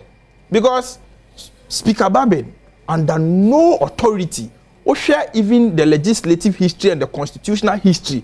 Yeah, for 1992 constitution, the crown to unchain. Near the 1979 constitution. What was the provision? Ane boss and yama we webra. Clearly, the speaker has no role or capacity in declaring any seat vacant in parliament. Speaker needs out to me, you know. And you know, it is never true, say Supreme Court, you know, a diabwa MPP. And I say MPP is in bed. In fact, what would the Supreme Court gain if Edibua MPP? There are precedents. There are so many times members of parliament decided to go on the ticket of another independent or on the other side. Here they almost vacant. And you know, I am very, very saddened by Inyamane because no man you see some of these things because NDC former campaign a fail. Your tone so my campaign a practice up some. Enti John Mahama or subcontracting the campaign a lot of people they did the democracy hope for and a falling flat by and say and or the command labor unions and the titi pansam ye and or the command galamsey for and also tone they say or the Abraham minority for and also better form they are unable to sell their candidate or more candidate in the Honya Konobium and na election no mo so mo ba be lusu no enti ene yemfa gidigidi and maintain me ho ase embra parliament and no more ye no. The NDC has failed. They are smelling defeat ahead, and that is why they are doing this. And you know, Omo Bibiya, Motna minority, any opposition, 3 years, 8 months. After na when we say 2 months, now can majority here there. Majority here there, go to the police stations, parliament and to about who or police station you who go to the police stations. Me no kasi Alaji Dr. Mahmoud Bawumia and I'm voter region Pandu Oye campaign. Na beji chire Dr. Alaji Machopoku Prempe. And so now we are come Memphis, eko share diaspora for a US near there. Ne yire Amopoku Prempe and bra e wododo constituency. The second lady of the republic, Semira Alaji Bawumia, and Pandai a campaign. Me no ka say NDC for suspend your campaign here because of their course for parliament. Inti achina ya to aba na say MPP for wini. Na say mo the court na say court ne ka say muni adanse bia e kire say mo na mo wini aba na omo be ka say court no and e buama MPP for but we are working on the ground. Asat and Rana do 11 p.m. Dr. Mahmoud Bawumia was on the campaign grounds. Nire, our pande no so your campaign. Asat and you 11 p.m. Na John Mahama way. No ada. Na jewe no ada. You cannot say that for a fact because oh no, they were not campaigning as yesterday. No, as yesterday they've issued a statement to call off their campaign. You cannot exactly. To call off their campaign because of this issue of parliament. And I find it totally unwarranted. I find it totally unwarranted. Because I am not aware that the statement has been issued to that. I am telling you on record. Today, your running mate was supposed to go to the Upper West. They have called off the campaign. Please, you can. Listen, wait. A statement to that effect. You can call any of the spokespersons to the right. But a statement to that effect, they are out there. We cannot put. Oh, we are now on Sankai. Me, who statement if you Makachi, a film Makachi, me okay. A film Makachi. So until maybe you bring it out, you know, we declare say that one is. No, I'll get it for you. I still maintain it. I'll get it for you. Okay. Yeah, I'll get it for you. Yeah, Minya. Oh my. Me Papa John Mahama. Ghana for you, na Papa John Dramani Mahama say, ano pay amete hey. Menchiao o hweyen e wo office o hweyen e wo adwuma mu market wo de ato Adom TV afofo nyina hwe all the regions will be hwe yera mama say mon kama kuma to yam eniama ekoso nyina da wani nje asoman ba aban na di yehwamo enti ne yadu ba bia yadu no aban na ma yensa sifom enti ne yadu ba bia yadu no mfie nwotwe ho kire ni apinisie ni abebrese ayewom enti na yedu be biedu wo ya MPP ni wo ya NDC ni CPP ni amemmo no wani nye ho yewa mama se osrew achia emu ye chen abebuo nyina momi enya gidie wo man Ghana mu na mon kan ho se wa ye bi pen enti sabre no yemfa tumi no e ma ne biom December 7th paper ne ye de hye wonsam a de ohia ne se obehu NDC chine no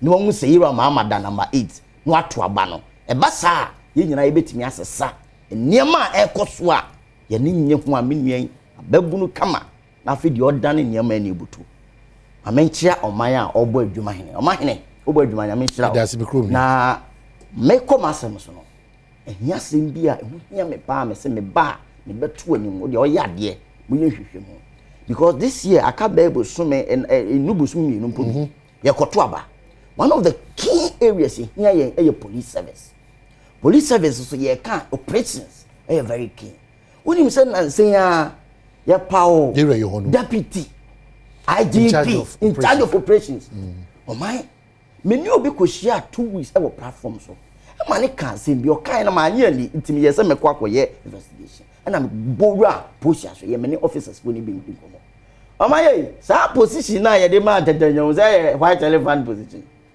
apani ya jima bia oh there be say e court e be si na e court it is am ye say ya power be say a deputy IGP in charge of operations ye koto aba ye say asem wo court in the operations system na ba wan ye government definitely me your until you who the agency of this case yes see a court you who the agency of this case ama ya ma obi white elephant position clear mandate of operation go be and ye dey home e dia ya dia mummy yenye interested in this issue leading to the election because we need to know the clear because operations at the police service are one of the experienced and astute operation police officer COP presented. Okay, so I have this here. Team Chelsea, the chairman of the National Democratic Congress, Johnson Sirin Katia, has suspended his retail campaign tour in Bono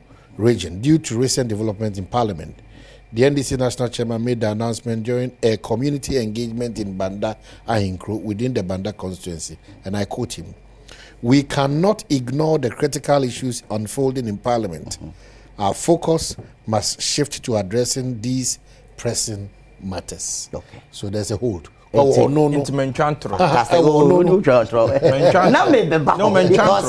I know the fact. In Tigana for NDC as a political party and the general campaign of the flag bearer, you issue any communique say you're halting your national campaign. The chairman. The chairman, because NDC campaign for 2024, no, you're decentralizing.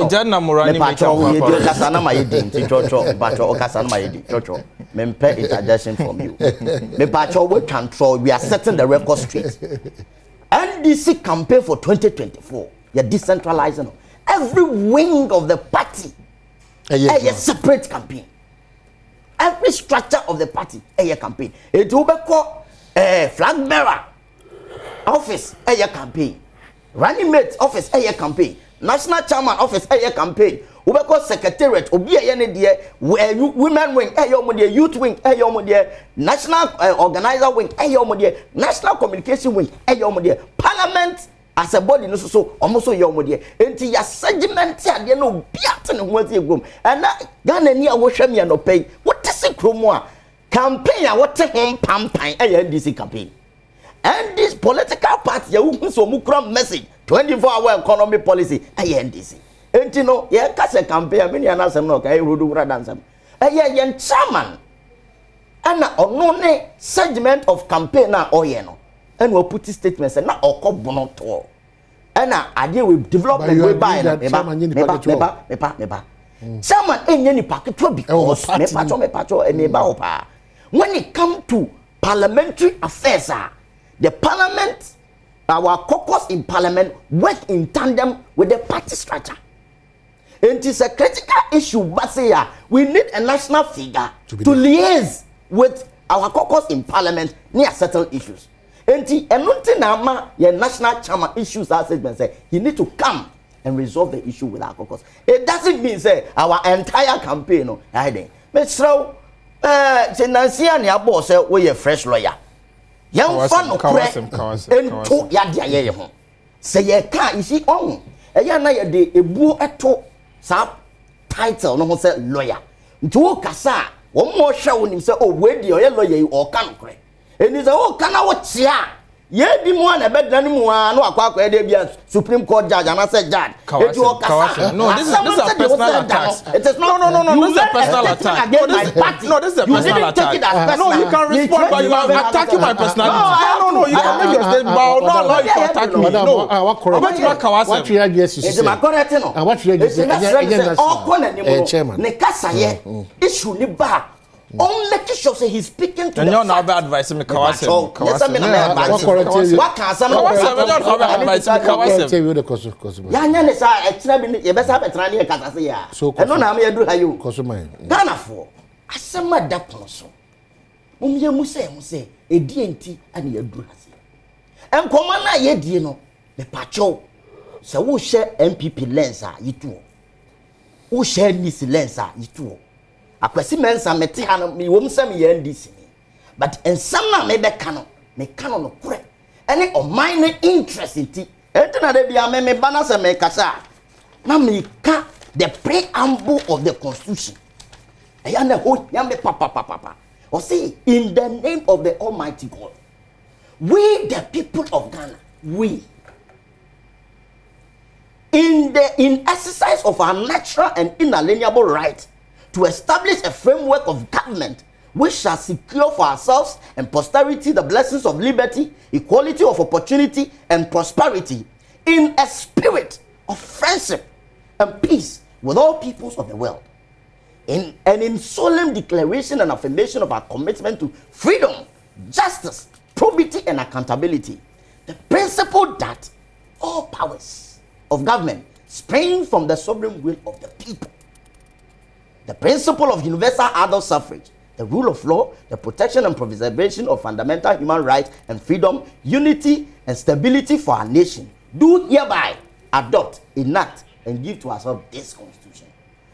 Omaye, the entire make us say when he say, to buy a cosun, and your mind na yet say, na sub your for a cajon. Edwadifo eka ho omo nim de teka ho and you kutiri sa constitution memo wetima do nkomo no yi and you could try hombra e ba no agebre na fele aso e kwaba thank you e try one but say mula game park for darama e ba e ba to e kwaba